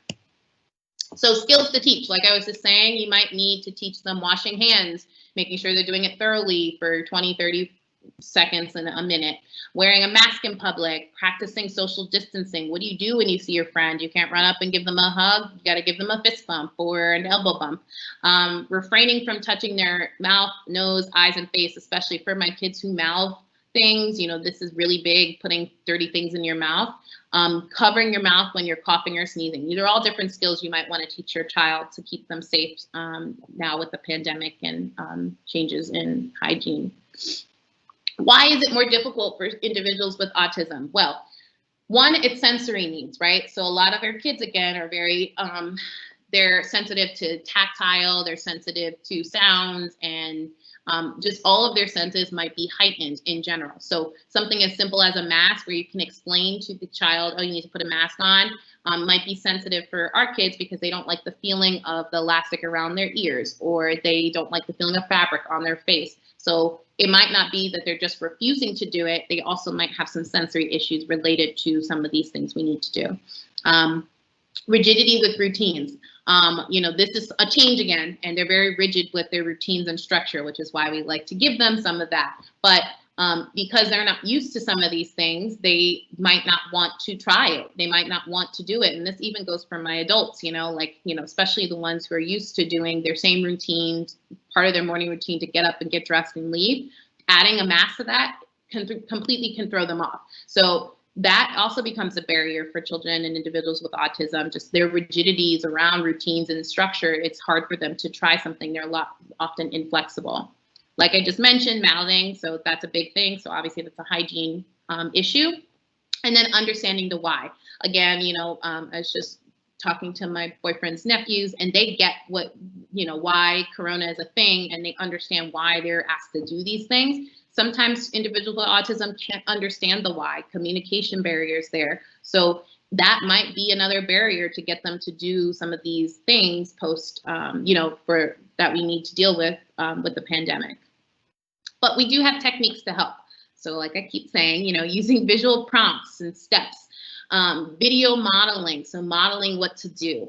Again, creating and providing clear expectations and rules. Creating new routines. So they are routine-based. They don't like disruptions of routines, but we can make new routines and new rules, and they'll get comfortable because they'll know that's expected now, but you just need to teach them. Role play and modeling appropriate behaviors, being able to show them what they should be doing. And then we'll talk a little bit more about shaping and chaining, which are techniques that we use in ABA and pairing. So visual cues and steps. Something as simple as possibly having your mask, if you're trying to teach your kid that they must wear a mask every time they leave the house, have it hanging by the door. Have a picture next to the door, like the one on the right where it says keys, lights, wallets, question mark, you know, showing them what they need to have, you know, before they leave the house might help.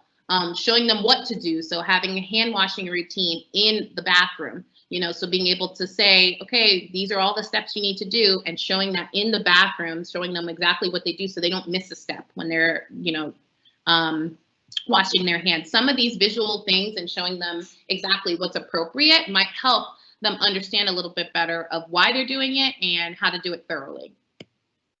Social stories. So I have found actually a couple, and I can again share if you guys want to email me after the presentation. I've actually found some social stories that I've shared with some of the families I work with that actually talk about COVID. They talk about COVID, they talk about the need to wash your hands.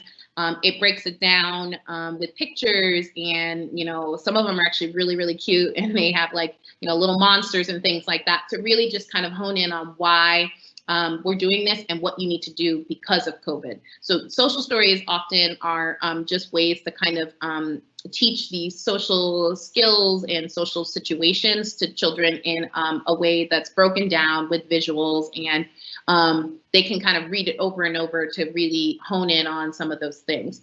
So I would suggest, if you guys are interested, I can share some of those resources. You don't have to do the work on your own, but it does help kind of them understand what's going on.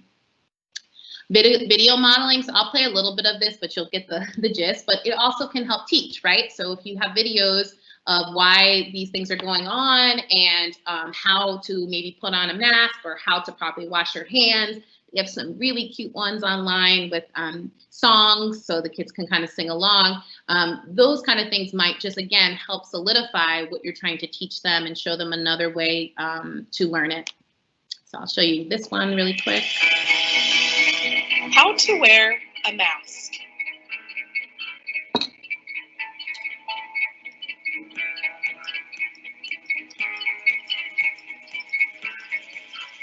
First, wash and dry your hands.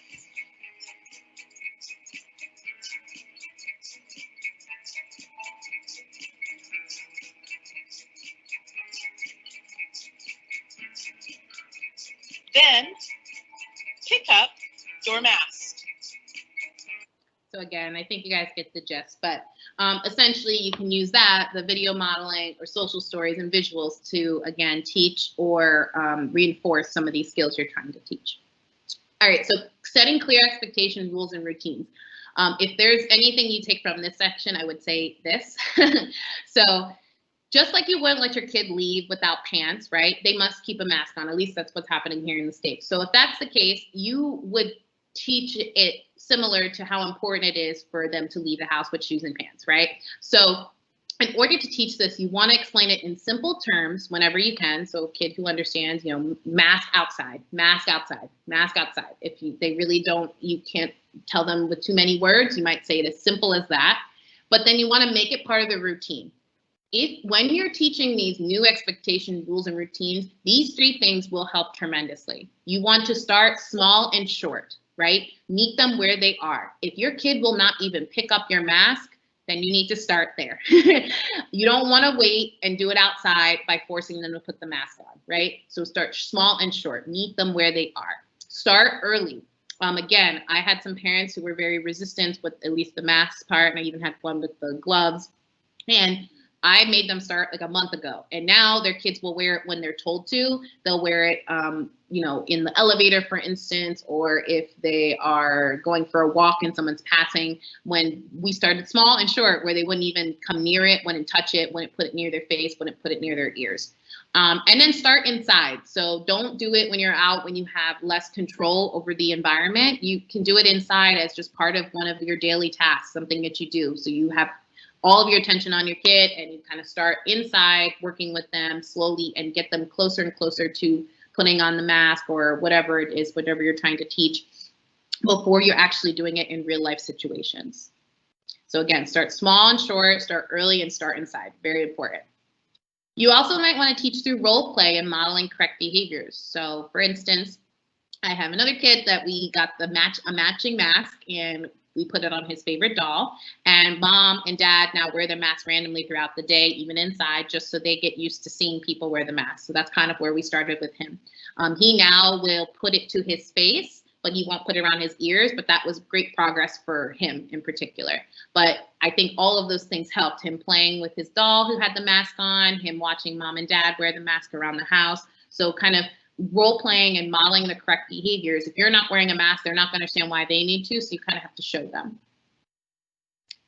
Pairing. So pairing is something we talk about in ABA, where you're kind of, when you're doing something unfamiliar, you want to pair it with something that they like getting already, so you can show them that's good. So let's say you guys always play with their favorite toy when you're doing their mask time. So maybe you'll start that way because you know that that's, you know, their favorite toy, and whenever they have it, you guys work on mask. So they're pairing working on the mask, which is an aversive thing, an aversive activity for them, with something they enjoy doing. That's kind of the idea. So you want to use positive rewards, positive reinforcements. You can use stuff like even tickles and hugs.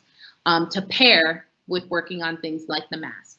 One thing I want to mention with positive rewards, obviously, especially if they're starting to do a little bit better, so maybe you're working them from putting it on their face to putting it around their ears. Be mindful of delivery of rewards, give it to them immediately, and be mindful of what you choose. So this week, I had a parent say, she's like, yeah, and every time she puts the mask on, I give her a little piece of candy, and I don't give it to her any other time of the day. Yes, although that's awesome, and I think that's a great reward, for the mask, in order to eat the candy, she has to take her mask off. So we talked about how that kind of defeats the purpose for us. So we had to kind of pick a different reward where she wasn't taking the mask off in order to enjoy her reward. So think about that as well when you're trying to think of appropriate rewards and reinforcers to pair with this adversive activity, which might be something like a mask. Shaping. So shaping is how we reinforce small steps toward wearing the mask. And we've actually talked about this throughout the presentation thus far, but just to break it down a little bit better. So now that you're pairing, so every time she puts the mask on, you're giving her a tickle and you're playing with her favorite toy. Now you want to kind of figure out where they are and then slowly shape the response. So maybe, like I said, your kid wouldn't even, she would only hold the mask, right? Now you want to give them rewards for putting the mask towards their face. They don't have to put it on, but they put it up towards their face. Then you might give them tickles because they're doing that. Once you get that consistent, maybe now we're going to have the mask actually touch their face. So now you're not going to reward bringing it to their face because they do that. They have it down. They have it mastered. You're only going to reward them with the tickles when it actually touches their face. You see, and then once they get touching their face down, now it's going to be allowing to maybe put the elastic around one ear and have it hanging off. And once you get that down, you're no longer going to reinforce touching the mask to the face. It will only be allowing the elastic around the ears, etc. So you kind of shape each response.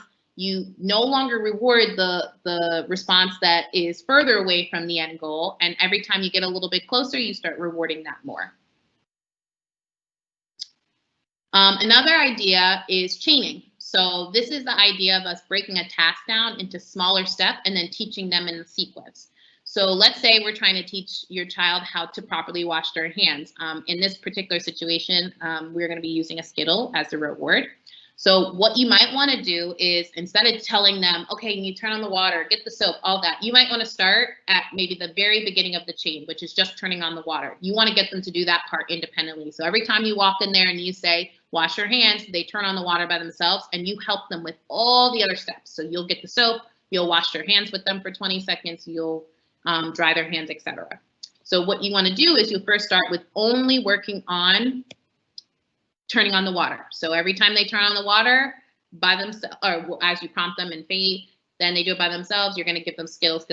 Once that's down, now they can turn on the water, then now you're going to expect them to turn on the water and get soap. So now really you're focused on getting soap. You know they can turn the water on, they do that, great, get a Skittle. Now you're going to work on them starting to independently get the soap themselves. Remember, when you're chaining and you're working on a specific part of the chain, the rest of it you're doing for them. So you don't have to struggle or work through this. Again, this is a way to break down a task and teach in small steps. After you get the turning the water, get the soap, obviously now we're going to work on washing your hands for 20 seconds. You'll continue to complete the washing hand, turn it off, and dry their hands with them. You'll prompt that, but our goal is now to get them to do the first 3 steps independently, and so on. So chaining, again, is a really great way for tasks that have a series of steps in order to break it down and teach each one individually in order to get them to be more independent at the end. For mask ideas, the CDC does say that children under the age of 2 don't need to wear masks, cloth coverings at this time. But again, I think it's a personal and a family decision on if you're going to require children even of that age to wear it. But over 2, you honestly should be wearing one. So that is actually pretty important. So how can we kind of help our kids get there? I give you guys a lot of different suggestions thus far, but one thing you could do is try different types of masks and glove materials. Some of my kids, again, sensory needs, are more sensitive to specific types of materials than others. So you might want to check that out. I had a kid who wasn't doing well with the mask they gave him, and then they went and got like a terry cloth kind of mask, and he preferred that. It might have been the elastic around his ears, and now he has more of a cloth around his ears. We're not sure, but we tried different materials and found that that one was less adversive to him, right? So it might not always be that your kid's just refusing to do it. It might be that they're actually sensitive to some of these, the materials. So kind of try different things out. Make sure it fits. I had a kid who also had that. He was uncomfortable, but it actually wasn't a good fit. They were putting an adult mask on and didn't like tie the strings, so it really wasn't fitting him well. So really the problem for him was not that the material was bad, it was just that it wasn't a good fit. Have them pick out their mask or decorate it. This just makes it more fun. So, you know, you might want them to, just to make this thing a less adversive item and more of a fun thing that they're excited about, have them have these cool masks where they can talk about and their favorite with their favorite characters on it, and they'll be more excited to play with it and put it on.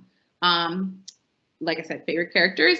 Explain it for those kids who can understand. Again, you can use the social stories, and for the kids who can understand verbally why they're doing it, tell them. You know, it doesn't have to be this big secret. Tell them about how, you know, you want to keep them safe, and this is going to keep everybody safe. So this is why we have to do it, if they can understand that.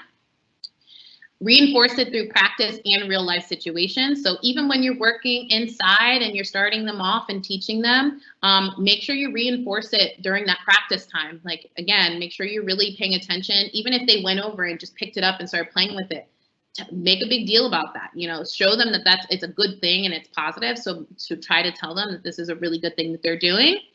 And last thing that I have done with one family of mine right now, because we're really having trouble with him, we also got a doctor's note just to explain his sensory issues and his diagnosis. So if you do ever have an issue, you might just want to have this on hand so you can therefore explain kind of why it's difficult for your child to continue to wear it, whatever situation it is. You know, maybe, again, you're going into a store and they're requiring face coverings, then maybe you can show them like, oh, you know, he has sensory issues, if you feel like that's necessary. And then because, you know, COVID, it comes with, again, like we were talking about earlier, illness and pain. You also might want to start talking to them about it because, you know, they understand a lot more than sometimes they can express to us. So I think it's nice that you treat them like they are human, and that they should be able to understand what's going on and you're not just forcing them. So try to talk to them about it, because they might also be taking in more information about the world than you are understanding or that they're communicating. So explain it to them in simple language. Again, use social stories, but also talk to them about how they're feeling about it. You know, they're not getting to see their friends as much. They don't get to get their structure and go to school and see their teachers as much. So that causes feelings like it does for us. So don't shy away from talking to them about it. Embed coping strategies. So, you know, today they might be feeling sad about it. So talk to them about different coping strategies they can use in order to, you know, best deal with these changes that are coming with the pandemic. Model these behaviors, model the strategies you're using, model even just showing them how they feel. Like, you can be sad, then they can be sad. You know, don't try to, you know, hide away from some of those emotions, because they might not be able to communicate with you as much that they're feeling a certain way. So it's important for you to model that those emotions are okay. Maintain a calm demeanor. So even if they're starting to get upset, you should try to stay as calm as possible, but while still communicating how you're feeling. You know, I'm also feeling sad. This is sad. I miss my friends too. But you're staying calm, so you're not getting worked up over them kind of throwing a tantrum and getting upset because they couldn't go to see their friend that they usually see on Saturdays. Giving your child space to engage in those self-stimulatory behaviors. I think this one's really important, because a lot of times I see that families assume that some of these self-stimulatories, especially the ones that are not harmful, are bad because they look weird and they look different. And although that might be true for the, you know, neurotypical world, I'm sorry to interrupt. I'm getting some messages on the chat that some folks are not hearing you. Is that correct? I know you're not muted, yeah, but I'm seeing muted. Someone saying. Oh yeah, I see that. It was a couple minutes ago. Yeah. You might want to check your own device, because we're okay. Our presenter we can hear her from this end. Oh, you're good now? You can hear? Yeah, we're good now. Okay, keep going. Sorry. Thanks, Sorry guys. about that. Oh, that's good.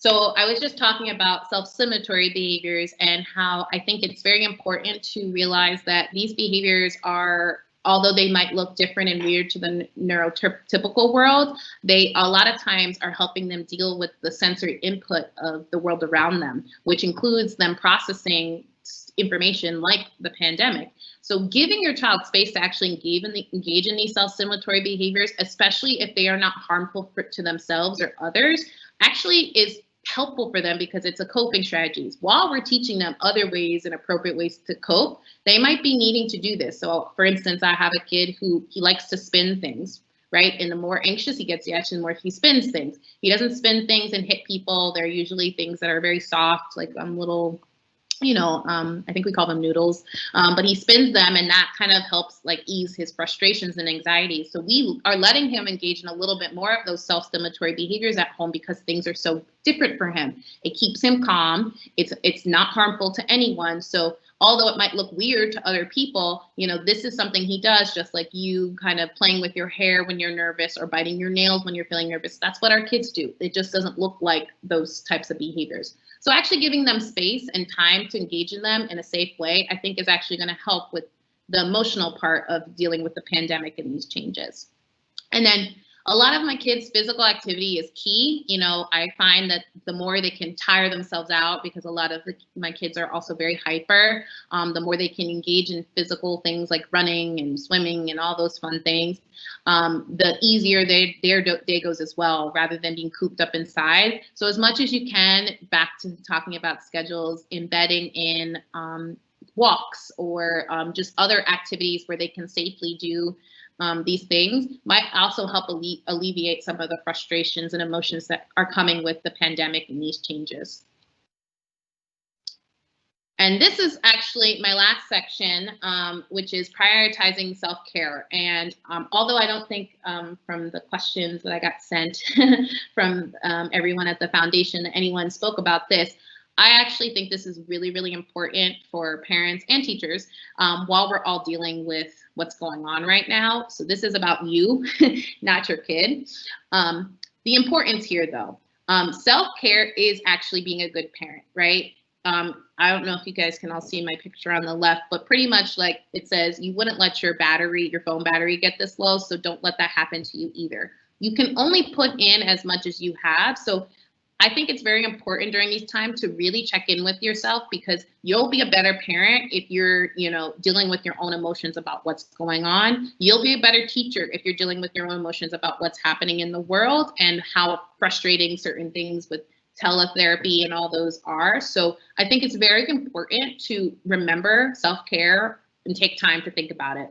And as this quote says, an essential component for preventing stress, burnout, and providing the much needed rejuvenation to attend to the many demands that typically accompany parenting with a child with autism is self-care, right? So making sure, and that was before the pandemic. So now with this whole thing happening, make sure you take this time. And we'll go into just a couple things of suggestions for that.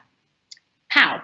Keep it short, right? 5 minutes, even 5 minutes a day, sometimes that you have 5 minutes that you just took to yourself, that you weren't dealing with everything else going on with work and your child and the stresses of just living right now in these times, might just help kind of keep you sane and keep you through the day. Obviously, if you can put more time towards it, even better, but try to keep it short and just make sure it's a priority of your day. Pinpointing the cause of stress. Is it because your kid's having tantrums? Let's fix that. Let's try to see what we can do. Okay, how long should, we try to work through these tantrums? Pinpoint what's going on and why you feel this additional stress, because when you first think about it, it feels like everything is going crazy. So making sure you think about what is actually causing the stress and seeing how you can slowly just address each thing. Be patient with yourselves. You're doing great. Everyone's alive, well, if everything's alive, everyone's doing well, they're healthy, you're doing great. That's the most you can ask for in the moment. And recognize the things that you can control and ignore what you can't. You can't make the pandemic stop, you can't make schools open, you can't change those things, but what can you control? And focus on that, because if you keep thinking about all things you can't, you get defeated. You don't think that anything's going to change. Schedule that alone time. So like I said, keep it short, but even if it's like you're going to spend in the bathroom at night, 15, 20 minutes, and you tell your spouse that you need that time, schedule that time. I know it sounds crazy, but you might need to put that in the schedule. Remember those on, off, mommy's available, mommy's not available signs, just so you have time to just reflect and decompress. But again, remember that, your self-care is important to being a great parent. So please make sure that's a priority. Reduce your expectations. Again, be patient and easy with yourself. Your kids, probably not going to make as much progress as they would if things were normal, and that's okay. That's everyone. That's every kid. So don't have these high expectations. Reduce what you're expecting and just kind of, be easy on what you can do and what you can't. And learn the power of no, and this comes for like your community, right? So maybe you're used to being the go-to person for people to kind of explain how they're feeling, or you're usually the number one caretaker in your family. Well, you might not be able to do that as much, and that's okay. So kind of relearn the power of, no, I'm sorry, I'm not available for that right now. So you kind of make more time for yourself. Acknowledge what you have accomplished. So, a lot of negative things have been going on, but try to think about what you have accomplished and what good things are coming from the pandemic. Again, having more time with your family and being able to kind of get this, to get this opportunity to kind of teach your kid in maybe a way that the schedule never allowed, and things that they might be learning even if things are going crazy. Double task and not multitask. I love this idea, and I've really been trying during the pandemic to really try to learn how to do this. Everyone thinks multitasking means you're really good at things, but really you're dividing your attention across multiple tasks. So you're actually not giving anything 100%. But double task means that you're doing activities that require different types of effort. So you can 100% do both tasks. So for instance, you could wash your dishes and return your mom's phone call. So in the end, your dishes are washed, but you're also talking to your mom. That's double tasking versus multitasking, where you're trying to work and also, create a grocery list, right? You can't really do those two things. You have to use different energies because it requires the same effort. Or you might listen to music, and that might be part of your self-care time while making dinner. Right? So I'm unavailable while making dinner. I'm going to listen to my favorite songs while I'm making my dinner, that kind of thing. Stay calm, be present, and go slow. Again, be patient with yourself, be present, see the things that are happening. This time's going to go, and years from now, we're going to look back and be like, wow, I can't believe that we made it through that. So kind of be calm, be present, just really kind of enjoy the positive things that are going on around you. Create hope. So maybe plan something to look forward to, like maybe, you're used to taking a vacation with your family that you couldn't take, or going to see family that you couldn't. Well, plan something maybe for next year or for a couple months from now, something to look forward to, even if things change. Be flexible with yourself, your family, the schedule, and then pick your battles. You can't, again, tackle everything. So only take one at a time and the major ones to start. Get creative with your self-care time. So you might want to alternate with your spouse. Like, okay, today I'm going to need time in the morning, and then tomorrow, your spouse will get the morning time, where, you guys switch off taking care of your kids. Rethink some of your favorite hobbies. So things that might have given you kind of a reprieve and a reset, like the gym. You might want to do an indoor workout, or you might be into art. So maybe you can do a virtual paint night online. Wake up early or sleep in, listen to your body, essentially, whatever you need. But again, you might need to plan that out with your spouse because there's a lot going on. Do it with your child. So maybe you'll find some relaxing apps or something that you use to kind of calm down, like yoga or dance, and try to incorporate your child in it. So now you're getting some quality time with your kids and also kind of learning how to, learn different techniques to relax. And find support groups, maybe not parent support groups, but just even teacher support groups, and just kind of relying on your community, honestly. Again, the people that you have that are already helping you, kind of rely on them and see who else can help support you during these times, like the Ziva Foundation. So pretty much my take-home messages are: start early and plan ahead. Remember, think small, short, and start at home. Establish routines. I want you to think flexible, fun, and family, picking one thing at a time, but making sure there's a routine that you're following, a schedule you're following. Prevent behaviors as much as possible using clear instructions, clear expectation, and again, visuals, visuals, visuals. Allow downtime and avoid overstimulation. So allow time for them to decompress, avoid them getting overstimulated with too much sensory input, and allow them to kind of do some of those self-stimulatory safe behaviors at appropriate times. Determine the function, the why of a problem behavior before you react. Again, I can't emphasize enough, it doesn't matter what it looks like as much, it's more of why they're doing it before you determine the appropriate way to react. Rely on your team and your community to determine that, your teachers, your ABA providers, rely on them to help you determine the function. Concentrate on functional skills and communication skills. I think these are really important while we're at home and working through this. Concentrate on those more than maybe the academics in the beginning, because these will go a long way. You want to teach them to be independent and communicate their wants and needs, and now you have opportunity for that. Rely on and communicate with your support network. You have, like I said, you have other therapists, speech and ABA therapists, just even your family, rely on them and communicate with them as much as possible. And like I just said, prioritize self-care, even if it's 5 minutes a day. But I know I talked for a very long time. Thank you guys all so much. If we have time, Dr. Julia, I would love to answer some questions. Okay, thank you so much, Nikki. Really appreciate it. We've had such positive feedback and we're not even done. I mean, it's like everyone wanted you to keep going on and on and on, but we do have to take a little break right now just to talk about our journey so far. We have a clip to show just to show the Ziba Foundation's journey so far. So you guys can stretch. This is time to like watch the clip, but like you can move your shoulders, do some little exercise underneath the table, wherever it is that you're on your bed or wherever it is that you're watching this, just so you can get ready for the Q&A session. So we can go ahead and roll it. Okay, thank you.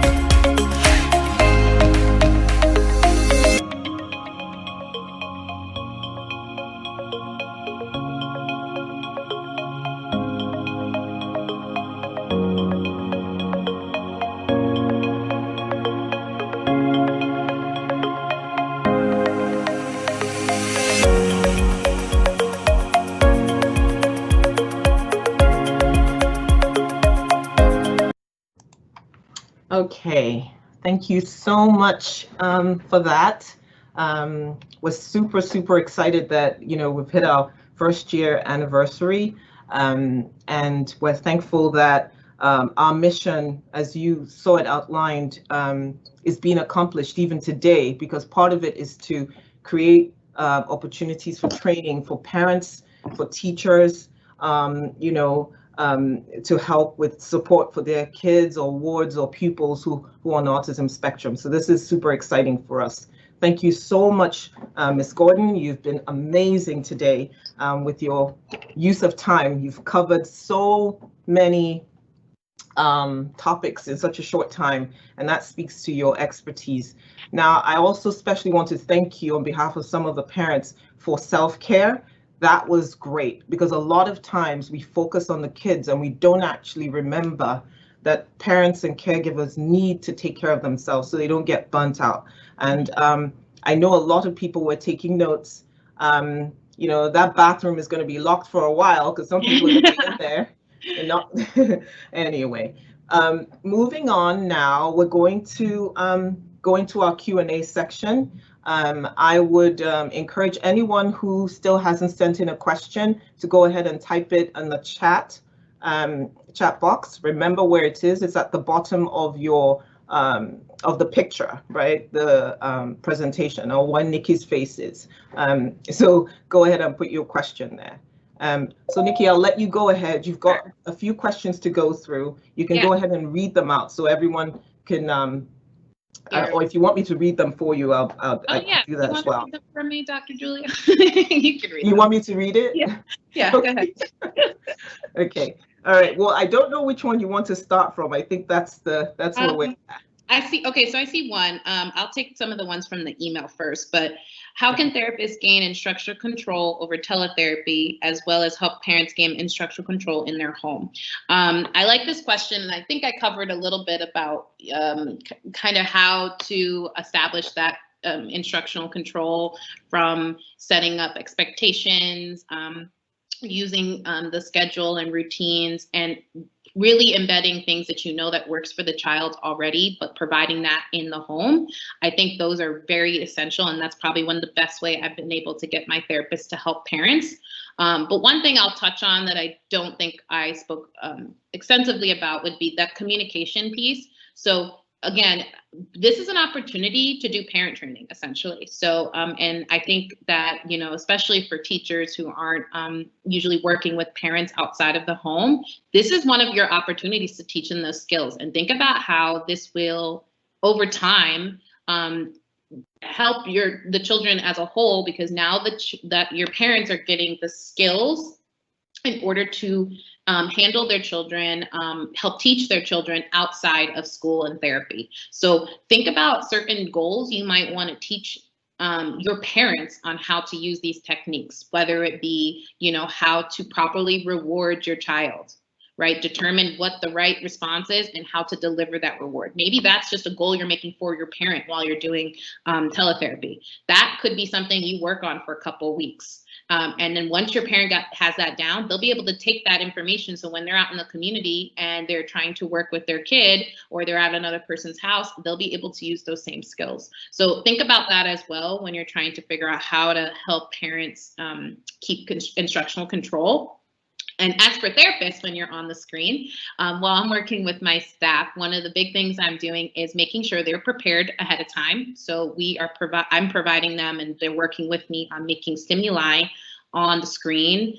There are different websites like Teaching for Teachers, Boom Learning Cards, where you can create personalized stimuli. I've also made Google Slides, PowerPoint slides to provide the stimuli over the screen. So kind of creating that with your therapist and having those materials ready and embedding rewards within it. So maybe it's their favorite video. So you switch your screen from maybe having pictures of, cards that you're getting them to label, having that on the screen, and then switching it to their favorite video once they do a good job. So maybe not always relying on the parents to deliver the rewards, but your therapist also delivering those rewards. So I think that's one way that you can also try to establish some of that instructional control, even though you're on the screen. Okay, awesome. That's a good one. Okay, so I want to go down to something that I think, we've been talking about a lot of the younger kiddos, but IT, can you guys help us with Nicole's picture? Well, it looks like no one's seen her at the moment. I'm not sure what's going on. Okay, while they fix that, one of the questions, I think we can hear you though, but one of the questions that's on here would be something that has to do with puberty. Okay. So, as you know, our kiddos are really cute, but as they start to get older and become teenagers, that's something that a lot of us are not prepared for. So one question says, how do you deal with teenagers on the spectrum? That's a broad question. So I'll definitely probably have to see if there's any more specifics. If whoever asked that question wants to ask me something specific about their son or daughter, that might help. But let's see if I can find a more specific thing. I can still start while you're looking for that though. So one thing for my teens, depending on their level of functioning, so how much they can understand language, if I have a child who's, a teenager with less verbal skills, for instance, I think it's very important when you're thinking about treatment goals and being able to think about what's important is looking at the trajectory. So even if you don't think that your child maybe will be able to hold a job independently, that doesn't mean they can't hold a job. So if they are a type of individual who might need some support, but will be able to hold a job with someone there to support them, then kind of when you're thinking about that trajectory, break down the skills and think about what we need to do in order to get them there. Simple things as being able to manage your own organization of your own supplies. If you're constantly getting their stuff ready for school, for instance, and they can't seem to figure out, hey, you have math, what do you need? That by itself is a skill. So kind of embedding in functional living skills, problem solving skills, because these are essential skills to have them be independent. So if you have a kid who's older and you realize that, they're, lacking some of those skills in order to function in their home independently, that's where I would start, because even if they learn, like I said before, math and they can do all these things, but they can't function, which I've had 25-year-olds I've worked with that can't hold a job because they couldn't do simple things of like organizing their materials and accepting criticism, but they're very smart, like smarter than I am, and could do their job very, very well. They struggled with some of those other aspects of holding a job. So kind of teaching those and embedding that within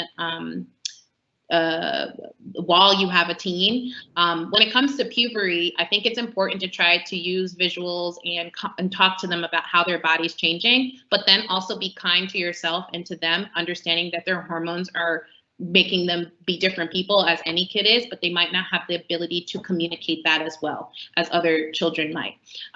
So keeping that in mind as they're going through that time period, but at the same time, kind of talk to them and use stories and visuals to show them kind of what's going on in their body so they understand that this is, short-lived and that this is normal and natural. Okay. So, another question that followed up that was, how do you teach a child on the spectrum about molestation and how to report such if it happens? So that's a tough one, as in, I think kind of when I was talking about like pain and illness, these are one of those things where you kind of need to start simple. So I would start with trying to teach your child about your body, your space kind of thing. So how, no one should touch certain parts of your body. And then if that is the case, what to do. And you might need to break it down in very simple steps. Like if someone was to touch this part, you should go and tell me or whatever. These are your private parts, labeling them, again, using the same kind of language. These are private parts. No one should touch them. If someone's to touch them, you tell me. But it's difficult in the fact that, when you have an individual who doesn't have the capacity to understand all the social nuances that come with that, it makes it kind of hard, because sometimes, you know, they have difficulty understanding that there's a social aspect to how these people, because a lot of times molestation happens with people, you know, so it's very difficult for them to understand that these people are still in the wrong. So kind of teaching them hard rules around it, like very hard rules, like this is your private part, no one can touch it but you, and following through with that would probably be the best way. So there's no interpretation for social, like for the social part, so they don't have to figure things out, because that's a serious situation where I wouldn't want there to be any confusion for the kids. So very hard rule. These are your private parts. No one's supposed to touch them. Doesn't matter if you know them or don't know them. No one touches them, kind of thing. Because you leave that social part in there for interpretation. That is a key deficit in individuals with autism, and it's very difficult for them to generalize. So for something as serious molestation, I would tell them a hard rule, follow through, practice, not as in touching, kind of role model it, video model, social stories, all those things, all those tools I gave you guys earlier, and practice it so they understand, oh, if someone does this, what do you do? If someone does this, what do you do? And practice until it becomes pretty much learned. Okay, awesome. That's a great question, for a great answer for such a difficult question. We thank you for that. Next question I have on here is, when it seems therapy is not effective, what is the way forward? What do you do? How do you, when you just feel, you know, therapy is not working, what do you do? That is a good question.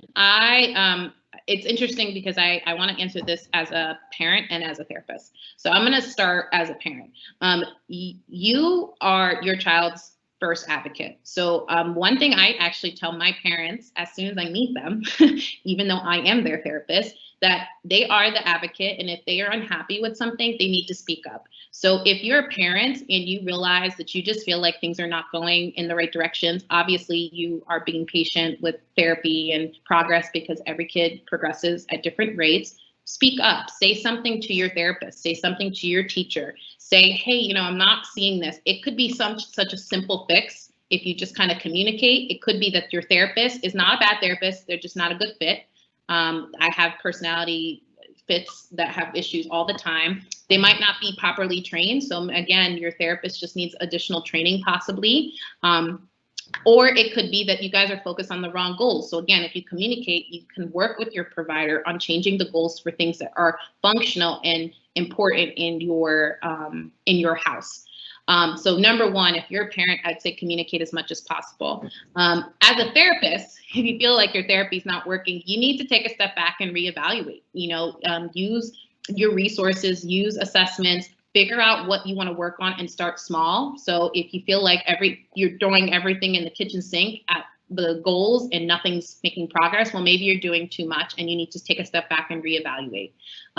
Find specific goals you want to work on, start small, work back up, because you might have missed some of the precursor behaviors that you need in order to get them to the end goal. So that's kind of why I would kind of take a step back, reevaluate what's going on, reassess, and then kind of teach those precursor behaviors you might need in order to get your kid to make faster progress. Okay. We have another question here. I know you had touched on siblings, right? And yes. You mentioned they can be used, that they can be involved in like their brother or sister's therapy. But can you answer this question? It says, can siblings be involved in the care of children with autism? I think what this person is probably, you know, because sometimes as parents, we feel, you know, I hope we're not depriving this other kid of their, like, you know, social life, of them just using them. You know, it's one of those guilt things we try to balance. So could you speak to that? Sure. I actually, I will be the first person to say something that is not my specialty, but this is actually an area I want to learn more about. As in, I find that I have always thought that the relationship between siblings and the mental health of the siblings is vital to the family structure, because I find that because children or individuals with autism need so much additional attention and care, sometimes you have siblings who grow up and they become resentful because of that. Sometimes you have siblings who grow up, become mini parents earlier than they should have. So I think one of the best things I've done is making sure that you schedule in time for that other sibling. So individual time, by the way, because I know that your child with disabilities probably gets a lot of your individual time. They do not need the same amount. But I would say scheduling individual time with your the sibling is important. Scheduling full family time where everybody's involved, and trying your best to accommodate everyone's preferences. So not maybe always doing it for your child with the disability and doing it the way they want. Also doing, like, taking into account the preferences of your other sibling. And then also I would make sure that there's time where the two of them can build a relationship. So again, like I touched on in the presentation, kind of setting up activities where it will be successful for your child with the disability, but also, you know, that you can kind of help with your sibling or son, kind of helping with that play. And then the last thing I would suggest would be, for sure, giving them time to talk to you about it. So the sibling should be able to come to you and say things that are upsetting them. Something sometimes as simple as, and I have a parent who communicated that during this pandemic, that my kid's two brothers are jealous pretty much of the fact that he gets a lot of rewards all day long. So it was just a simple conversation of sitting down and talking to them, and so they understand that he's actually doing a lot of work and he needs these, but these are the things we can give you, and kind of how they can also get these little rewards throughout the week, so they're not forgotten, and they are also rewarded for their behavior, so that they're watching, you know, the other kid gets so much more attention and so many other things. But that all stemmed from that first conversation. So sometimes it's just sitting down and talking to the sibling and trying to see what's the barrier for them, you know, what's hurting them, what's making them upset, how can we accommodate you? I know it's difficult, and yes, parents definitely feel guilty for it, but I think the opening the communication and then trying to make small modifications will help a lot. Oh, thank you. Thank you so much for that, because the siblings are super important. I mean, you know, we can't overemphasize that. They're like, yeah. They even help with peer therapy, you know, yeah.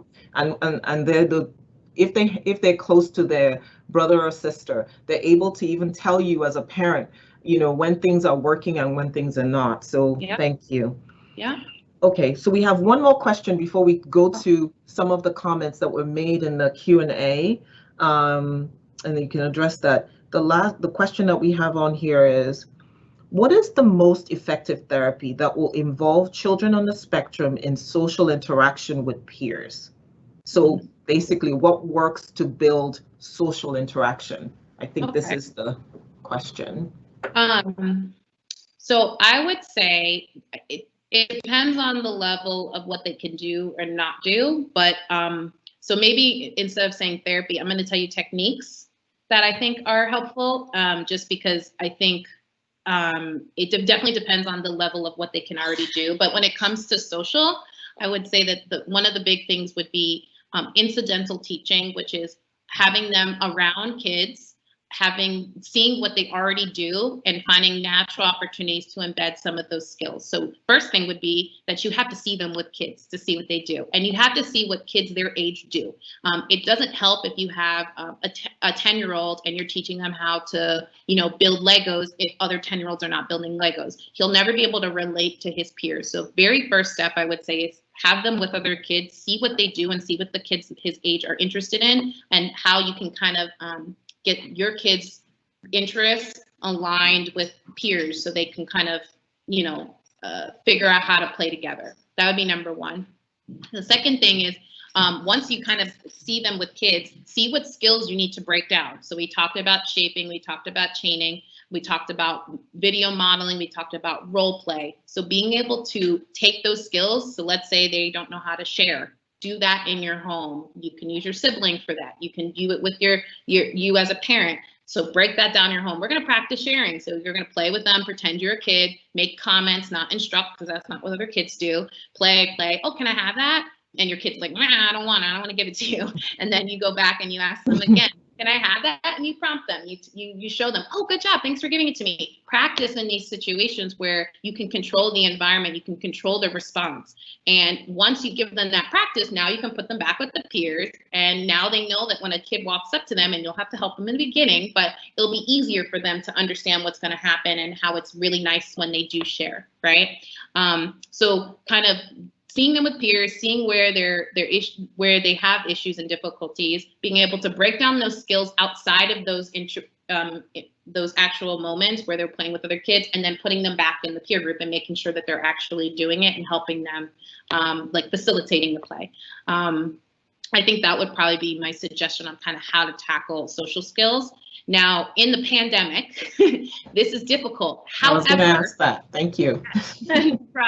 It is difficult, but however, again, they're home. So now you have more opportunities to teach these skills. So when you do put them back with their peers, they should be able to do it. So even though they probably want to play isolated, you should be trying to set up situations in their day where they must interact with other people so they don't continue to just enjoy playing alone and isolated. You don't want to get them to the point where they can't interact with others because they've had months and months of them playing by themselves. So that means it's on, if you have a sibling, great, definitely use them. If you don't, it's you. You should be their peer. But you're going to have this little, okay, it's time to play with mommy. You have 30 minutes where they have to play the way you also want to play. So they're not just playing the way they want to, because they can get very rigid and isolated without that kind of push to socially appropriately interact with others.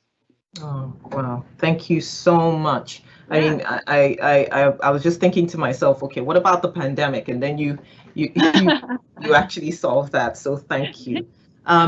So let's go to the Q&A. Some parents kindly left, teachers or whoever, some of them are anonymous and some have names on them. So I'm just going to scroll, make sure I don't miss anyone. And you still have time to put in your question real quick, and we'll take it. Okay, so we have one comment here. I have two different children with, actually, hold on. Let me publish this one so it will be.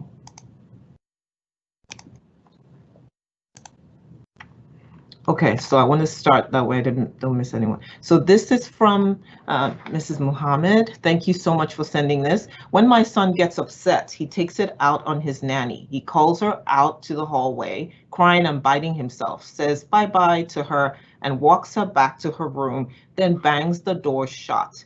Once that is done, he calms down and he's okay with her and everyone else a few minutes later. I think she's, okay, you know, it's not a question, but it's a comment, and probably could you speak to that situation here?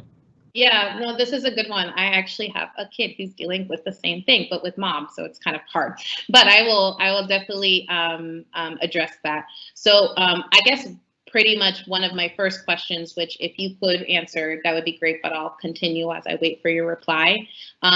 What happens right before he gets upset, for instance? So I understand that he'll cry, he'll bite himself, he'll push her away and say bye-bye, but I would like to know what's happening right before he does that. So as you answer that, I will address the rest. So it looks like, from what you said, of the 4 functions I mentioned, that it is he wants escape. He wants escape from her, though. He wants to avoid her and escape her. So as a result, what I actually would do would not be let him close her into that room. The reason why is he's learning that the crying, the biting, and saying bye-bye is working. And because he takes her to the room and closes the door shut, and it works, it's effective. However, if he wants space, as a replacement behavior, I would teach him how to say that he wants a break or he wants space or like, can I play alone? But he can't expect that she is going to go into a room every time he gets upset. So what I would do is I would not let her go into the room. So that might cause more behavior, more crying, more biting. Again, it's going to get worse before it gets better. But you're teaching him that you can't just put people into a room when you don't want to deal with them anymore. However, if he wants space, he can remove himself, because that's an appropriate thing to do, and ask for that.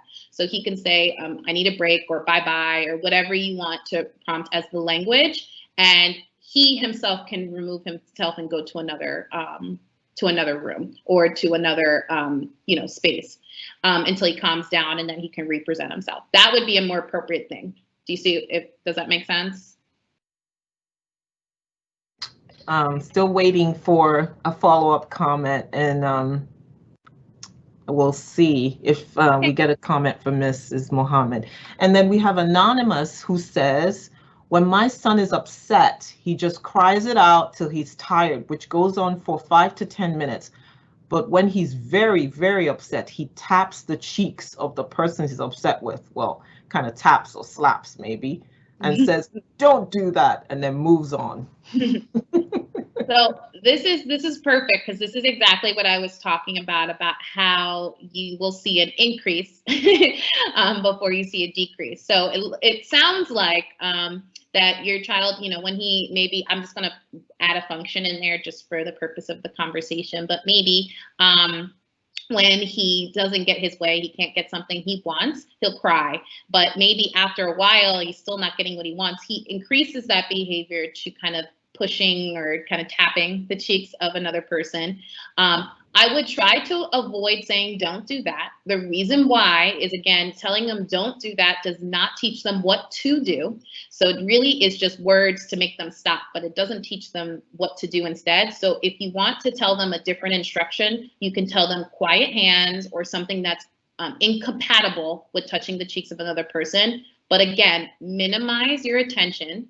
So try to divert your eye contact. Don't try to get upset. Keep a calm demeanor, and maybe redirect them to some other task so they focus on something else instead of what he's upset about. Now, if he just wants to tantrum the 5 to 10 minutes and it was because you removed something he preferred, there's nothing wrong with that. He's upset as long as he's safe. But you want to try to not increase it to the fact that he's touching other people, because he's realizing, oh, my tantrum's not getting her attention, so I'm going to now touch her cheeks or pat her and tell her I'm upset. You don't want to give attention to that, because then instead of throwing his own little tantrum on the floor and crying out for 5 to 10 minutes, as most kids do, he's going to think that he's supposed to kind of get your attention by, touching you in the face and hitting you because it worked, right? You say, don't do that. So try to minimize that attention, redirect them when you see the 5 to 10 minutes. And if you're teaching your kids some coping strategies, either taking a break, hugging like a stuffed animal, some of those things, redirecting to them would be ideal. Awesome. Thank you. And then let's move on. My son's got sensory issues. He doesn't want anything around his head or face at all. He won't even wear headphones to block out noise. So wearing a face mask for him is pretty difficult. Yes. Oh, man, those are my favorite, though. So, yes, I completely understand. I would first start with prioritizing what's most important. So if we're saying face mask, forget the headphones, forget, hats and scarves, and we're just going to focus on face masks. And what I would do is, before you even start, assess materials again. So there might be some he's more sensitive to than others. So, for instance, I had a kid who didn't like things around his ears, but he didn't mind things around his neck, which we'd never tried, but we tried a bandana instead. So it's still something that covers his mouth, but it doesn't go around his ears. He just pulls it up from his neck over his mouth. So you might want to try first, before anything, what different types of materials in different, ways. And then again, I would start him soon and slowly. So if it's just by you holding it up to his face and you counting, I have a kid that's his current level right now is for my girl, she will allow her mom now to put it up to the face and count to 10. But when we started, and I first started with her 2 weeks ago, she wouldn't even let her put it up to her mouth. She'd immediately block it. So you might need to start where you just put it up to her mouth, go 1, 2, good job. Then 2 days later, 3 days later, now, she's good with that. So now you're going to go ahead, or he's good with that. Now you're going to go ahead and increase it to 5 seconds. Again, putting up to your mouth, 1, 2, 3, 4, 5. Awesome work. And slowly work them up from there. You really want to meet him where he is, because if he has sensory issues, it might feel like daggers on his skin for him. So, you have to slowly expose him and reward any compliance with the behavior.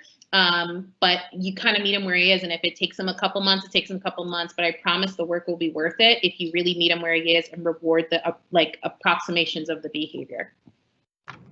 Okay, yeah, that is so true. I mean, you know, sometimes we're getting a good picture of how people on the spectrum feel, because as they get older and they're more verbal, and they're, you know, they have more skills, they're able to tell us how it actually feels when, you know, they have sensory issues. It's really rough for them. So thank you for that. Okay. Let's move on. I have 2 different children with language difficulties. They both gnash their teeth, and so like teeth grinding. Okay. And this has been suspected to affect their language development. Does this really have and the question was kind of, cut off. Okay. But I think the part of the question would be, does teeth grinding affect language development? Yes, it can. This would not be my specialty. So if I had a child who is having issues with maybe, you know, like you said, grinding his teeth, or having issues with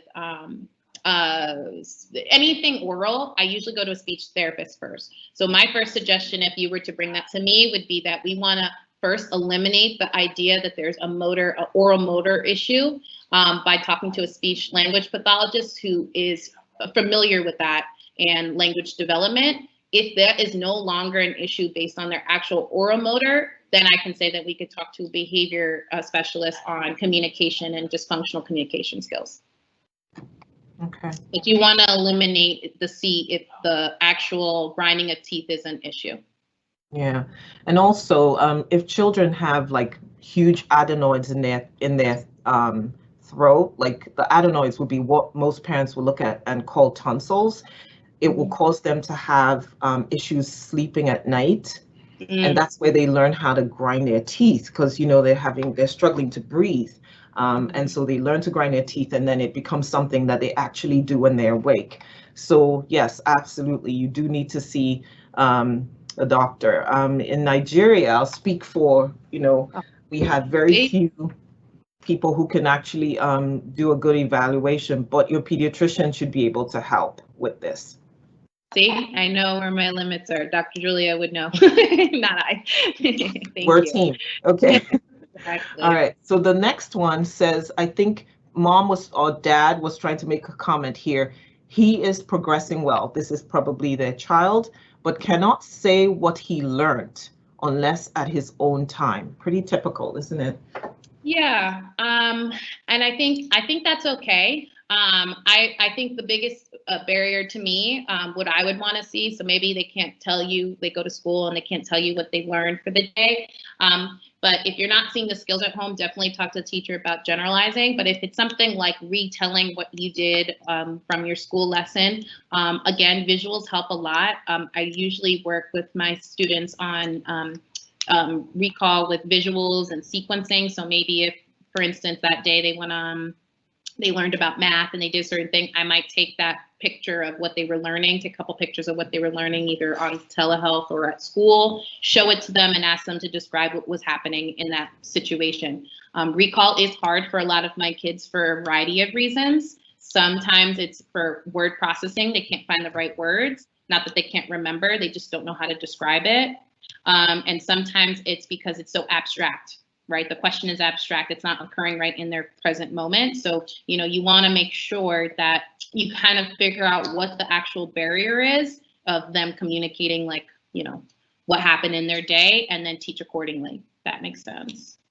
Okay, awesome, awesome. Okay, well, I've come to the I've gone through pretty much most of the questions that some of the parents, and I've been trying to keep up with the chat. I don't see any other questions here. Let me just make sure. I have a few. Oh, I think one of the moms answered. She replied. You see it? You see this? So yeah, so I'll start with her response. So she said, if anything, this is for the nanny being put in the room.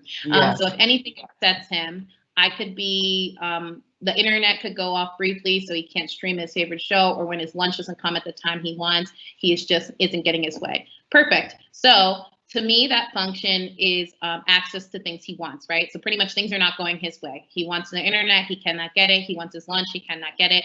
And his behavior, so that's what happens before he can't get access to what he wants, is he says bye-bye, he cries, he bites, and then he puts his nanny in another room and calms down. So again, the first part is we determined that the function of that, or the why, is because he can't get access to what he wants. So he has to deal with the fact that there's a change. I would make sure that for something like his favorite show can't stream, you do not, if the internet comes back, you do not give it to him immediately to stop the behavior. You teach him to calm down first and then give him his show. And for some reason in this behavior chain, he has learned to also put the nanny in the room. I would try to break that and not allow her to go in that room still. And to replace it, to cope, prepare him as much as possible. Your lunch is coming, like let's say lunch is usually at 12 and you're still cooking, put on a timer and say, okay, it's gonna be in 5 more minutes, so you can show him that it's coming back. For the internet, you can go and show him as well, oh, it's off, we can get in a little bit to kind of prevent, again, some of those behaviors to start with. And then on the flip side, if he is engaging in the tantrum, teaching him better ways to cope. Again, taking himself into another room and taking a break is a perfectly acceptable coping strategy with that. He can go into a room and play with his toys and distract himself until his favorite show is available or until lunch is available. So redirecting him to an appropriate task would be a great way to respond and replace the bye-bye, biting, and putting his nanny in the room. And then I also see we got the answer to the rest of that other question with the grinding of teeth. It says, and this has been suspected to affect their language. Is there any idea on how to correct such behavior, especially when both are not interested in food or toys? That's a good question, actually, that second part of it, so I will address that. So even if you went to your pediatrician and they gave you techniques on how to intervene with the grinding of the teeth, you're correct in the fact that you do need to find some effective rewards in order to get them to communicate.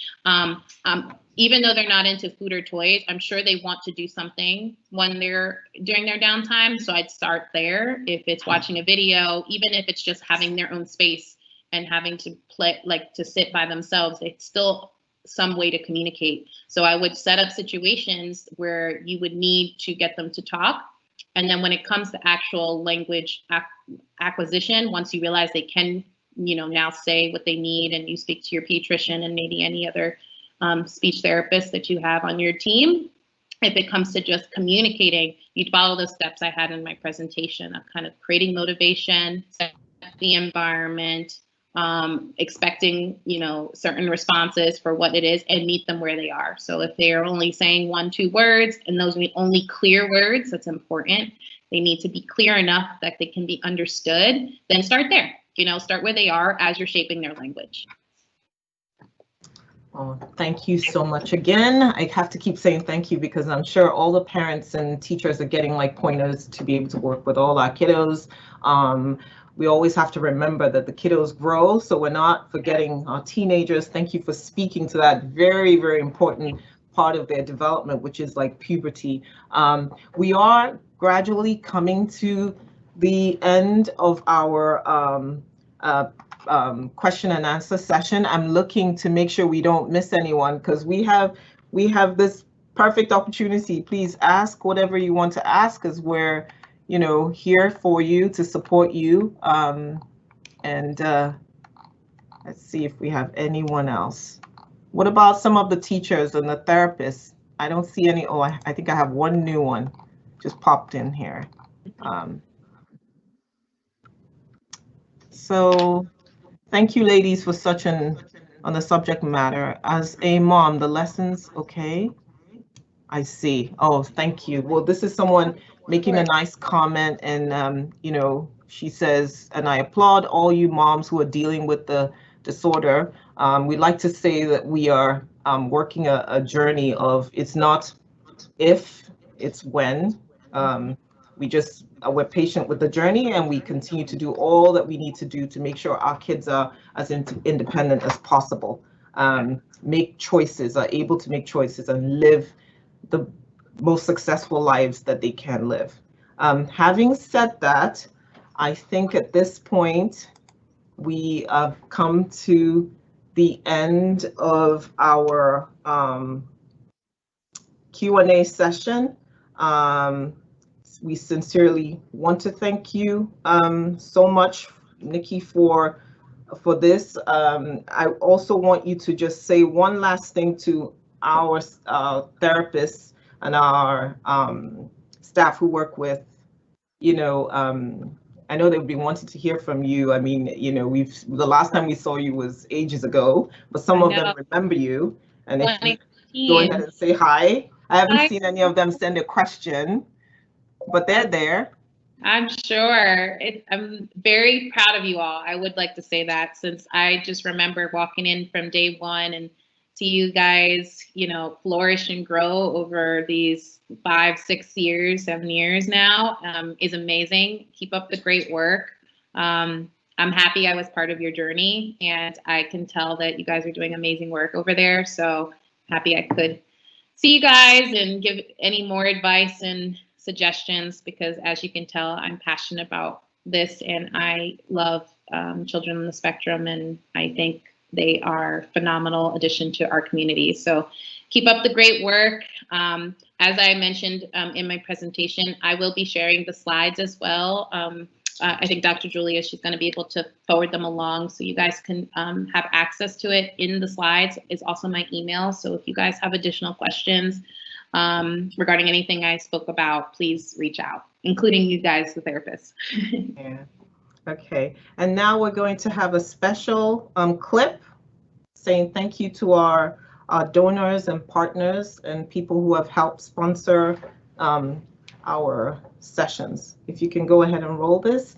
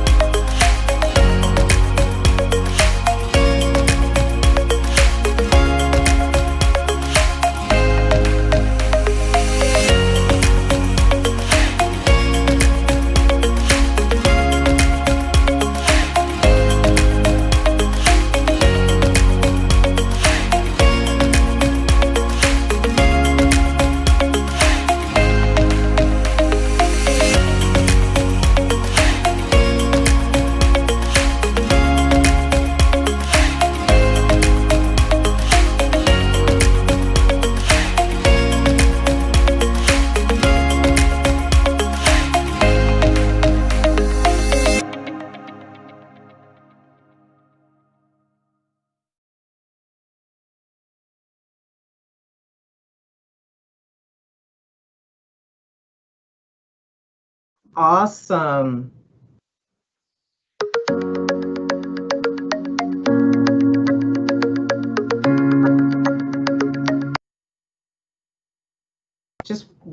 Thank you so much for all that you do. Also, I'd like to remind all of us just some housekeeping rules. Don't forget, next Saturday, we have another exciting webinar coming up. The IT guys, can you guys show us the clip for session webinar number 2?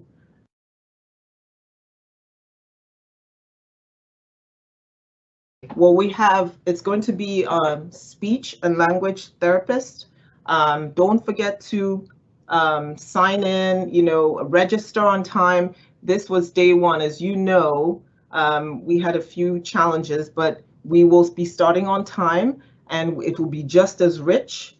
Just please invite your friends, share the link as much as possible. We need to get the word out and we need lots of people to get all the information that we've given today. A very big thank you to our technical team for hanging in there. Very big thank you to the staff of the Ziba Foundation. Very big thank you to the management team. Very big thank you to the board of directors for approving this very instructive and rich webinar. And thank you to all the parents, the teachers, and the general public for attending. Thank you so much and have a good rest of your day. Bye-bye. Bye.